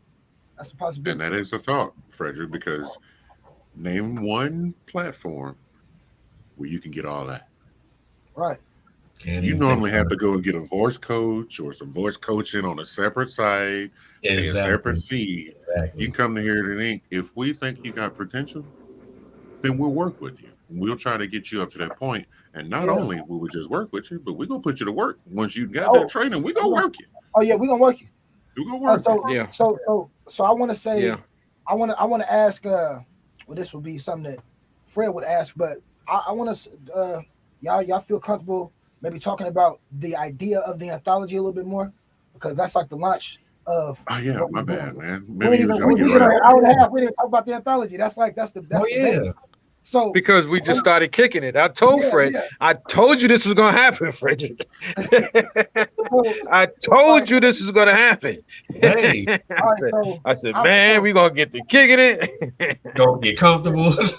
Do you think? I told I'm you. sorry, man. We didn't mean to run away. Go ahead. Yeah, man. Nah, y'all good, man. I love it. I love it. So, all right. Well, I guess I'll lead it off from my perspective and, what I think about it. And so, anthology, right? So, I don't even remember how this came. Please forgive me. I don't even remember how this came to be a thing that we were going to do an anthology. I don't really. How'd that come about? I don't even know either, man. But I don't remember. I don't remember. It might have been Dean. You know what I'm talking about? But so I believe that because so we're working on our first anthology, the 5 Boroughs of Death, right? So it's an anthology based on the boroughs in New York, 5 boroughs in New York or whatnot, right? And so the idea of it, right? You got these different authors, they're writing short stories, putting them all together, right, into a book, right? So that's dynamic. Okay, cool. Then we're like, okay, we're gonna do the narration with it. Then we're like, we're gonna do dual narration. Like, no, we're gonna do multi-narration. And what multi-narration is, like, let's say, so Dean writes a story. I'm the main narrator for his story. But if there are contributing actors or narrators supposed to be on the set, there's a couple females on there, another male. I bring Chris in to do those parts. Bring our female narrators in to do those parts, but I'm still the main narrator and I'm the main character. And then the same for maybe Chris's book, and the same for the other books or whatever. So the multi-narration, that's what that is. Dual narration is a little bit different. Obviously, dual is 2 or whatever, but multi-narration is we all of us are contributing in each story or whatever. So that's another thing. We talk about things that have never been done before. I'm talking about. Don't get it wrong. It'll be a lot of work, but it'll be worth it, as we always talk about it, because it's never been done before. And like Dean always said, man, if we don't do it, somebody else is going to do it. So exactly. my last thing that I would say about the anthology is that in itself is going to take on that's going to be like kind of our calling card, because we already is working on setting up another anthology behind that once we finish that one, and more to come. You know what I mean? With multi-narration and a lot of short stories, putting them together and things like that. And so yeah, that's gonna be our baby. That's gonna be the real launching of it. And to get into the thought process of, okay, from a business standpoint, let me give you a little bit of game. From a business standpoint, why this is a great idea for it being our first big project. So as I spoke on before, okay, we got 4 or 5 authors, right? They all have their own readers and following already. You got 4 narrators. We all got our own listeners. We bring all that together into one book, into one project. You feel me? Into one site. Hey, I mean, y'all could put the rest together. Y'all can put the rest together. All the readers and listeners gonna just gonna collide, and it's gonna be Bird, lovely. yeah, exactly. And so for us starting off, that'll be something, and that's like, when you have grand openings, your grand opening is to get people to come back. You know what I'm talking about? So that's what that is. That's what that is for us. That's our grand opening. Man, I know that anthology is gonna be crazy. Man. It's already Well, we got more right behind it. We got so many. We got the ideas that we have. The themes that we have going on, and the sky's the limit. You know what I'm saying? If it's just a matter of getting the right, mixture of narrators together and authors together to make these things work. We just like even you, Frederick. I know you have a strong Christian community. So who's to say that we can't get that? We can't get you to start spearheading a Christian anthology. You understand what I'm saying? Multi-narration. That's my two hosts. That's not me. I'm the secular dude amongst the three of us. You're the Kirk Franklin in the crew. I'm the dude that don't mind using colorful metaphors. That's my other two hosts. Well, you see that becomes interesting. See, that's when Chris and them and their drama tell you. That's when I start going like, yeah. That's when my mind starts clicking. You know what I'm saying? Because the whole point of Hear That Inc. What I love about it is the fact that we're open to the ideas of doing things that a lot of people won't. We're touching things that we're doing things that a lot of people say that can't be done, and we're showing people that these things can and will be done. You know what I'm saying? And we're not afraid. We're not afraid, man. We're stepping out there. Like with Drama saying with this anthology, man. We're stepping out there. You know what I'm saying? And I think it took us 2-3 days, not even that, 2 days to figure whether or not we was going to do it. One thing about us, man, is either we going to do it or we not. we're gonna kick it and we're gonna have a meeting. Either we're gonna do it or we not. We're gonna brainstorm with each other. We're gonna throw it out there. We're gonna throw it back and forth, pitch it all the way around, put it in each other's hands, see what we can do. But at the end of the day, either we're gonna do it or we not. And so far, everything that we've done, and believe me, it ain't been like, yeah, la-di-da, it's been hard, man. We worked one night. I thought we was gonna work Chris underneath the table, man, with a website, man. You know what I'm saying? We worked the heck out of Chris. You know what I'm saying? I felt bad. You know what I'm saying? And then, I had my days, and Drama has his days. But at the same time, we put it together. We gonna make this thing work. And ideas are plentiful, but we have to put them in the perspective. And these guys lead on me big time to do that. You know what I'm saying? So that's what my focus is. All my books are going to be up on Hear That Inc. Everything. So I can't just say it and not be a part of it. All my books up on Hear That Inc. And from 2022, I will be writing exclusively for Hear That Inc. We'll be doing projects, custom projects. We'll be doing that. You know what I'm saying? For authors that perhaps don't know how to write as good, I'll be able to do some ghostwriting techniques. So, we're going to be doing that. We're going to be successful. But, that's what we're about, man. That's what we're about. Classes and teaching people this whole thing and how not to be afraid anymore. You can do these things, Yeah. Times are changing. Oh yeah. You got to change with the times. I love it, man. I love it. The one thing I like to ask all my guests when they come on, and this is a question that each one of you guys can answer separately. When you look at this race this little race that we call life. We all know it's a marathon, and each one of us is in a different stage of that particular race. We're either at the beginning stage where we're coming out the gate, we're at the middle stage where we're just getting our stride and we're catching our pace, or we're toward the end stage where the finish line is right there, and you're just kind of coasting towards that. Now, the question I want to ask each one of you, and this pertains to life, this pertains to where you guys are right now as a collective, and also individually. So where do you think each one of you guys are in this marathon called life? So, and I'll start with Dean first. I'm learning. I have some age on me. So I have some age on me, man. So at the end of the day, I consider, Drama and Chris, my brothers.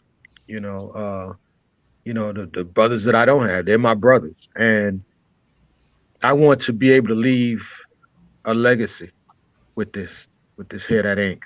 Like Chris said, generational. That if whatever, if I was to, pass on, if I was to pass on, I want this to continue to grow. I want this to, be something in the next 10 years, we can be like, yeah, this is how it started. You know what I'm saying? And take this thing all the way to the top. And so that Chris's, children and little drama, all the Chris's son and little drama, drama's son, can have something that, I could be a part of, man. And and when I can live through them, through my daughter and stuff like that. That's what I truly want for that's where I'm at with it. I'm trying to leave a legacy, in life for myself, a positive vein, and leave a good taste, Dean Hamid, a good taste in people's mouths. I love it. I like that, Yeah. man. All right, Drama, where you at? Where you at in this marathon? Well, I ain't but 30 years old, but I've lived a lot of life. I've done a lot of things, but I would still say that I'm in the beginning. You know what I mean? I just had my first son last year. About to have another one. Right. Just the weight of my life. Appreciate you. Yeah, and the weight of my life. Congratulations, bro. Thank you. Yeah, I just found out like 2 days ago. It's a boy. Hey, All right, yeah, yeah. More, we got more drama. So all we need is more drama. All we really needed was more drama. So I just think the way that I led my life up until I probably was about 26, 27 was a lot different. So I look at it as the beginning, man, because just everything in life, where I'm at spiritually, where I'm at, business wise, where I'm at as being just I know I play a big part. Being a black man, having a black wife. I'm saying, having a family structure. I understand that all of these things are under the microscope, and a lot of these things are things to have pride in, and take pride in. A lot of these things also is, looking into the future. So it's kind of like I feel like I'm in the beginning of all of it. I'm talking about with our ventures here, with just life in general. I feel like I'm in the beginning. And although I lived a crazy life for the first about 26, 27 years, I'm talking about, but I feel like I'm in the beginning. I feel refreshed. I'm talking about, like, that feels like it was a whole different, like, me life. Like, I'm talking about. So I think I'm in the beginning of it, truly. But you know what though, Drama, it's often not how we begin, but how we end that matters. Right. So you don't have to begin right, but if you end right, then it makes your life that much more worth it. There you So, go. Exactly. Right. It does. It does. Right. I tell folks you don't have to. And I got boys, so you don't have to have the most. You don't have to have the humblest of beginnings to start out with. As long as you learn the lessons along the way and you keep learning them, it's all gonna work out for. It's all gonna work out for you. I think if you don't, it's kind of like a slap in the face to the creator. You got all your people around you. You got, I got people that I started out with that ain't here no more. Whether they doing, whatever. I'm talking about. For me to be able to be delivered from, the situations in life that I was, it'll be. It'll be just plain. It's a lot of words, moronic. It's a lot of different words, but I would think of it as just a slap in the face of the creator to allow you to make it out of what you made it out of, and to continue, the same foolishness that, cost a lot of your peers. I'm talking about. So, yeah, like I said, it's the beginning for me. Exactly. And the one thing that I sense from you is an extreme amount of gratitude. Absolutely. Yeah. No doubt, man. Yeah, I love that guy. I love him, man. Love him to death. I'm proud of him. I'm very, very proud of him and what he's doing. Very proud of that young man. Well, we ain't gonna I'm be glad calling to be a part of his life. call him a pup no more though. No more pups. At this point, the pup moniker is gone as far as I'm concerned. It's gone. Yeah. That was gone for 20 minutes in, bro. That was gone 20 minutes in. Exactly. For someone that's your age and to throw a lot of wisdom out there, that speaks a whole lot of volumes. Appreciate you, bro.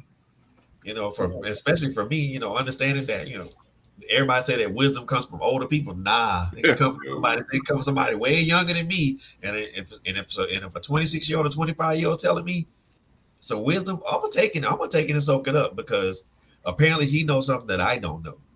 Right. So you've heard the saying, "Ain't no fool like an old fool." So that saying definitely wasn't true. Gratitude, man. Gratitude to you. Chris, where you at on this marathon? My boy. Chris. Real simple. A man is judged by what he leaves behind. Word. My job is to leave the best I can behind for everyone, for my peers here, for my children, for those who come behind us and pick up the torch.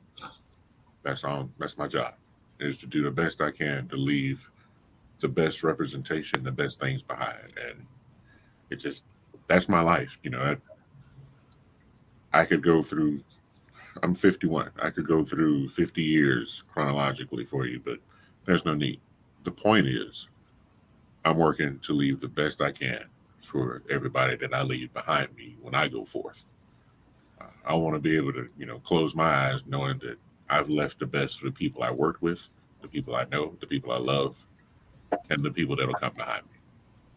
Man, that's true. That's true legacy building right there. That's big. That's true legacy building right there. That's big.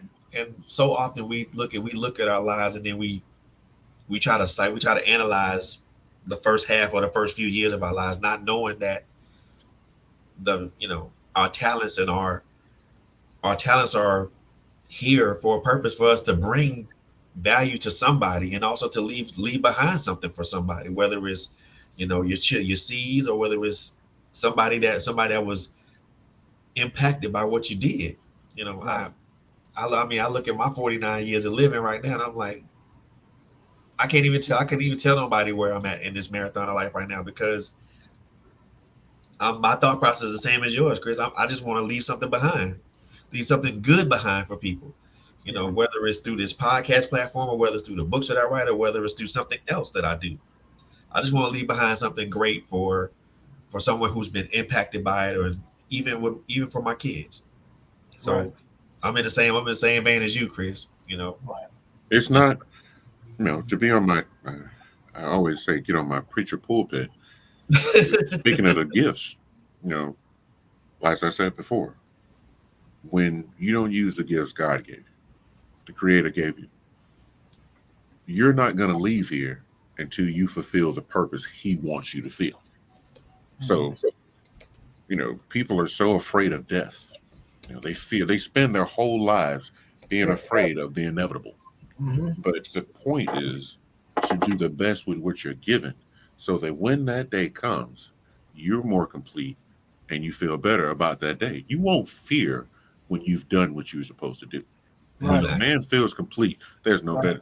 Tell me if I'm wrong, fellas. When a man feels complete that he's accomplished his mission, there's no better feeling for us. No. There's no better feeling. So to think that you've accomplished everything in your life, you know, at the time of your departure, hey man, peace. You know, that may be the pose of me in my casket. Peace. I did everything I was supposed to do. Hey, you know, now y'all got to pick it up and keep it moving. So, I mean, we're going to use our God-given gifts. We're going to use each other's God-given gifts to make the best thing we can make for the people we leave behind. Yep. That's right. It don't mean totally death leave behind. We may all decide we want to retire. HEARTHATINK may be this huge mogul production company, and we are like, man, okay, well, we tired. We're going to go and lead these up to the new pups. The new pups. Now you said which one of y'all said y'all wasn't leaving? No, I think Dean said he ain't leaving nothing to his daughter. He said he ain't leaving this to his daughter. He got to be right. He did say that. He said, I ain't leaving this to my daughter. Hold on. Yeah, Dean said, man, she's gonna run through like Trump kids. No, is there an edit button in this thing? Or beep, beep, beep, beep, beep, beep. So I hope you don't listen to this, because you're going to get a phone call. Be like, conversation blocked. Conversation blocked. Conversation blocked. Hey, Oh man, you might get a phone call later on. yeah, I know for real. Like, well, he didn't Shot. really know what he was saying. Yeah, he did. You knew what you were saying. Go pipe. All right, man. Don't hit me up on message. Say, man, me and my daughter ain't talking about. I ain't had nothing to do with that. I had Not a nothing to do with thing. that. I didn't know what he's talking about. I'm innocent. Yeah, but I it's not do. just for us, man. I mean, I'm you look at innocent. I'm innocent, innocent, innocent. look at Frederick Beatty. You Hey, know, people that want to do podcasts that are watching you, that are your customers, you know, your listeners. You're leading the way. You know, look at the Exactly. authors and narrators that came before us. They're leading the way doing something. Everybody's got to contribute to life. You know, Exactly. Exactly. there's Exactly. no one person on this planet. And I truly believe this through all 7.8 billion of us. That's a lot of folks. But, you know, all of us, every last soul on this planet has a purpose. Yep. And Man. one, that's awe inspiring to know that somebody can create and in the future create 7.8 billion go ahead. people and on that have a purpose. So, Go ahead, you know, the Flux. thing that I we got the got mic on. together and we have come up with this just shows you how much more, you know, what's possible, plausible, you know, when you just start putting purposes together. You know, Yeah. three dynamic dudes that, you know, we hitting the industry in the face and saying, yo, look, we no longer want to play your rules. We're gonna take our ball. We ain't going home. We're gonna take our ball and we're gonna build our own court. We're gonna play ball all night, baby. Yeah. Facts. No rules, street Oh yeah, ball yeah. rules. Yeah, we no rules. We're gonna Facts. do it the way. Right. Facts. And it's so important to be able to do that because a lot of times we take our ball and we go to somebody else's court, Exactly. Yeah, exactly. not knowing we got the potential to make our own court Yeah. and create Yeah, and make our own rules. Yep. that's Exactly. right. And we're gonna have You nets and do your own everything. No thing. chains. We're gonna have All nets. that. Yeah. Yeah. Yeah.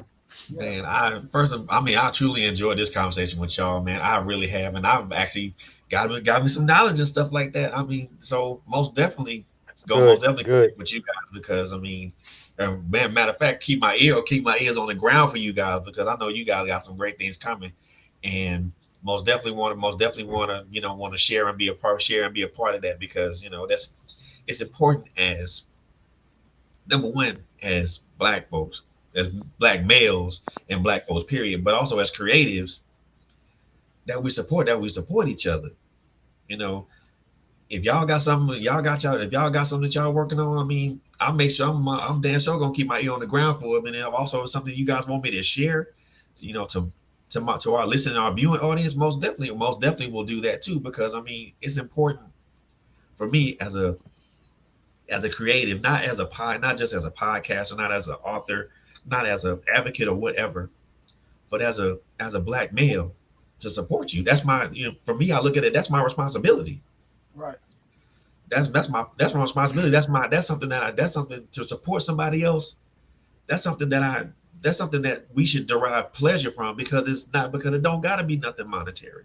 It's just a like on Facebook, just a like on Instagram. It's just maybe saying a nice comment on a post or something like that.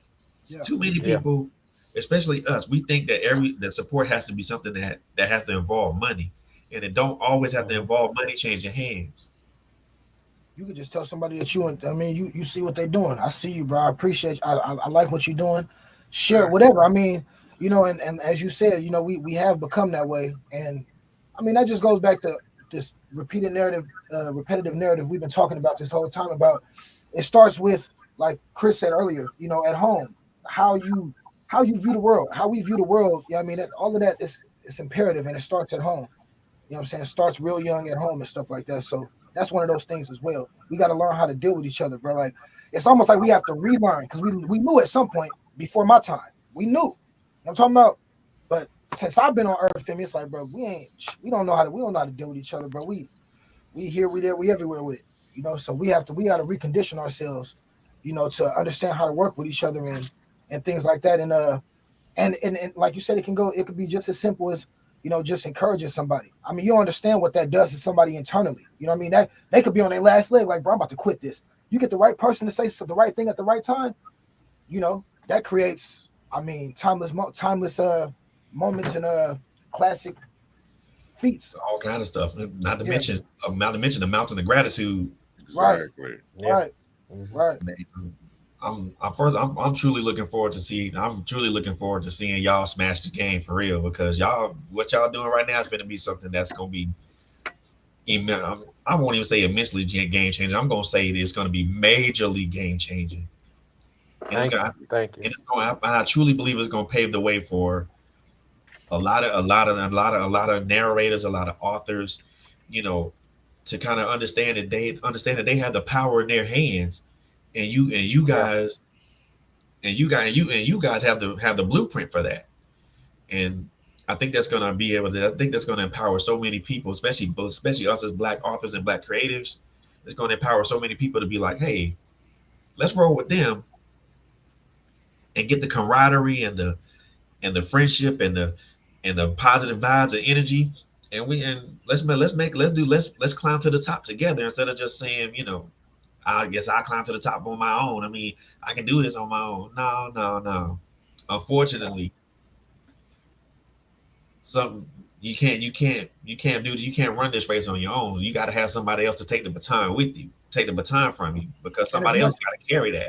it's much more. Even if you could, it wouldn't it be much more fulfilling to do it as a conglomerate? You know, we are not creatures. We were not created to be isolated. You know what I'm talking about? So it would be. It's just much more fulfilling anyway to run that race and to have other people to lean on. You know, it's much more fulfilling that way. And who you gonna celebrate with if you're the only one on this mountain? You look over, you look, ain't nobody there. Who you celebrating with? Right. Nobody. Right, It's lonely at the top anyway.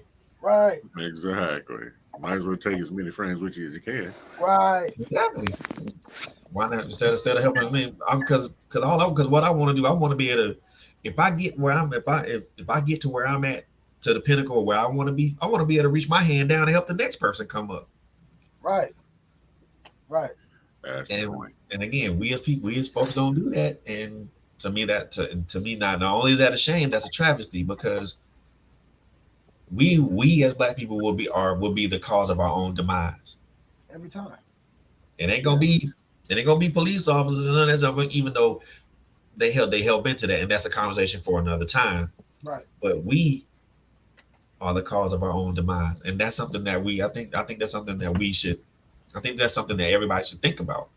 But like I said, that's a conversation for another time. Yeah. But gentlemen, I truly enjoyed being here with you guys. I am so excited to see what happens down the line with you guys. I am looking forward to All right. seeing. I am looking forward to that anthology. I really am, because when that comes out, I'm definitely scooping. I'm definitely scooping that. Yeah. Yeah. Sure. Definitely gotta Five have boroughs. that. Definitely Five gotta have. boroughs of death. 5 bros of death. So I want you guys. I'm gonna give you guys this time for you guys to just throw a shameless plug of yourselves out there, man. Let everybody know who you are, where they can find you at, and and also let everybody know where they can find a platform here, that Ink platform and stuff like that, so people can so people can connect with you guys and find out what you guys have going on. But also, if they want to connect with you as far as having their books narrated, or even come on, or even want to come on as a narrator. So you guys have the floor. Shameless plug. Hey, I'm a Chris. Dean. It's all you, baby. Nah, this is your job. Hey man, Hey. look, I'll be scarce on social media sometimes, but you can find me. Just type in Drama Simpson, what is it? Drama Audiobook Simpson. I think that's the name. Other than that, man, Hear That Ink. Don't come looking for me on Audible or on Amazon or ACX. I'm on there, but I'd rather you come look for me on Hear That Ink. You know what I'm talking about? That you come find us on hearthatink.com. That's where you can come. If you want to see everything we've been talking about, if you want to see it for yourself, go type in hearthatink.com, and you'll see everything that we have to offer. And you can find any one of us on social media. I mean, my email, dijonjv@yahoo.com. Get at me there. You feel me? Other than that, I mean, it's hearthatink.com. Yeah, definitely. It's just www.hearthatink.com, and go there. Go there. Look at what we have to offer. Do the comparison. Do the numbers. We're not telling you this, so we're not trying to get over. That's the deal. We're not trying to get over. We're Right. giving you a better a whole lot better platform. You know, when I ask people, I say, hey, how come you don't want to do this audio book thing? Because, oh, I don't know what to do. Oh, I don't know what to do. This. All right, well, I just clean that up. If you come to us, I guarantee you get a good quality audio. I guarantee you, man. It's not that we don't guarantee. We guarantee you get a good quality audio book. Or literally, if you don't like it, we'll give you your money back. You know what I'm saying? Yo, man, yeah, that back then. I mean, we not trying. We trying to get good. We trying to show you that you can get good quality work from good Yeah, quality people, and we're yeah, not trying to beat you. We're not at trying all, to beat you, man. at Not all. trying to beat you, man. This is coming from our heart. We're doing this because we love to do this. We That's it. love to find out the next level that we're going to. And things have been happening for us, man. Things have Yep. been happening for us because we love what we do. And I love these guys, man. I'm not just saying that because, oh yeah, I love these guys. Oh yeah. I We trust believe it. Hey, my look, soul with these cats, man. you know, I trust. a lot of folks be having them business partners where they barely even, man, we talk every day. We all talk every day. I'm talking about even if it's just, hey, I'm just checking in, I'm just bouncing this idea off of you, whatever. I'm talking about. So yeah, I mean, that love is definitely mutual. And yeah, hearthatinc.com. And that's all I can say. Hearthatinc.com. Definitely. And thanks for Frederick for giving us the platform, man. I I really appreciate it. appreciate it, man. I really Really Definitely. appreciate do it. appreciate Anytime, you, man, sir. anytime. You know what? Whenever y'all want to come back on, just holler at me. I got y'all. I got For you. We'll sure. come back on when we drop the book. I promise you that. We'll drop the anthology. We'll come back on. Oh, Remember, stop. Oh, hearthatinc.com. You can Yeah. reach us all at hearthatinc.com. Yep. And the 5 boroughs of death coming to you soon in 2022. Be on the lookout. Oh y'all yeah, I better be. forgot. Yeah, Look out. all of our contact info is on hearthatinc.com. Yeah, so go to hearthatinc.com and you contact any three of us. Yeah, go to the site and get right. That's it. I like that. I love that. Go to the site and get right, That's right. man. Hey, Ladies and thanks for gentlemen, having us, brother. Thank you, ladies brother. and gentlemen, I want to introduce to everybody these three amazing brothers here: Dean Hamid, Drama Simpson, Christopher Jordan, the visionaries behind Hear That Inc. LLC. As they stated before, man, go check out their website here, www.hearthatinc.com. If you guys want to contact them, you can contact them directly through their website. And if you also want to check out what they've done as far as their works is concerned, check out the website. Check out Yeah. the website. I can't stress this enough, y'all. I can't stress this enough, ladies and gentlemen. It is vitally important to show support for people that are out here doing what doing. I want him doing good and doing great things for the world, the literary world, but also legacy builders and legacy leavers. It's so important to do that because when when you support people like that, first of all, it means a great deal to them because that your kind word might be something that might pick them up through a difficult time, but also it shows that you're interested in what they're doing, and it doesn't require monetary support. And I mentioned this earlier, a like, a comment, or even a share. That means a lot. That means a lot to people, especially creators especially to all four of us who are creatives. So Yeah, again, shameless plug for these guys, man. These are four powerful brothers that are about to smash the game, and I promise you, y'all not gonna be disappointed because they got some good things going down. They got some good stuff coming down the pike, and they also have some current stuff that's out right now. So you guys check that out as well. Mhm. Um, Oh yeah. if Oh you guys yeah. if you guys have any questions or comments or concerns, or if you guys are interested in want to, collaborate with them, whether you're an author or a narrator, contact them through their website. Um, I'm very confident that they'll give you a swift response, and then you guys can collaborate on that. Man, I Oh want to thank yeah. I want to Oh thank yeah. the I want to thank the visionaries behind Here That Ink right now because yeah, thank you guys so very much for coming onto this platform, You're appreciate you. welcome. Appreciate Appreciate you, you bro. having us. spreading Appreciate knowledge you. and spreading game, and encouraging people to just to still follow their dreams and do what they have to do, but also at the same time understand that certain things belong to them. And, Absolutely. I'm gonna leave that at that because we talked about it earlier. Yeah. So That's right. on that note, guys, now that's going to conclude this particular episode, guys. But make sure you guys continue to tune in with us every Monday and Wednesday night. my host Coco Fenton, my other two hosts, Coco Fenton and Quint Jones from My Life Has Destiny, where they either do Q&A or they have some powerful guests on, and they talk about a myriad of subjects. And also, you guys tune in to me every Friday night at 8 p.m. where I have another wonderful author that comes on, that's coming in, and I'm gonna leave if I can leave my listening and viewing audience with this. How can I say this? Success is something that is earned and given. It's earned because you put in the work for it. It's given when you see that hard work pay off. Some people don't see success. They often see failure. But in reality, failure is success. And I mean that in the most literal of sense. Just because you fail doesn't mean you succeed. Just because you fail doesn't mean you do not succeed. You only failed because you missed a piece of the puzzle, or you missed an ingredient. Failure is not total. Failure is only a lesson to learn. Failure is only a lesson for you to learn, so that way you can learn to be successful. And failure is also an opportunity to get it right, so that way you can learn to be successful and not make the same mistakes again and again. Just a thought for you guys. Just a thought for ladies. Just a thought for you guys to go on.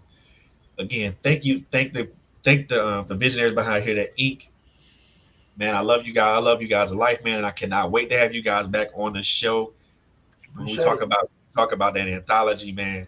Oh yeah. And that's going to conclude this episode of this alley. I'm your host, Frederick Beatty, and as I always like to say, we love y'all to life. There ain't a damn thing you can do about it. Stay safe, take care of each other, and always love each other.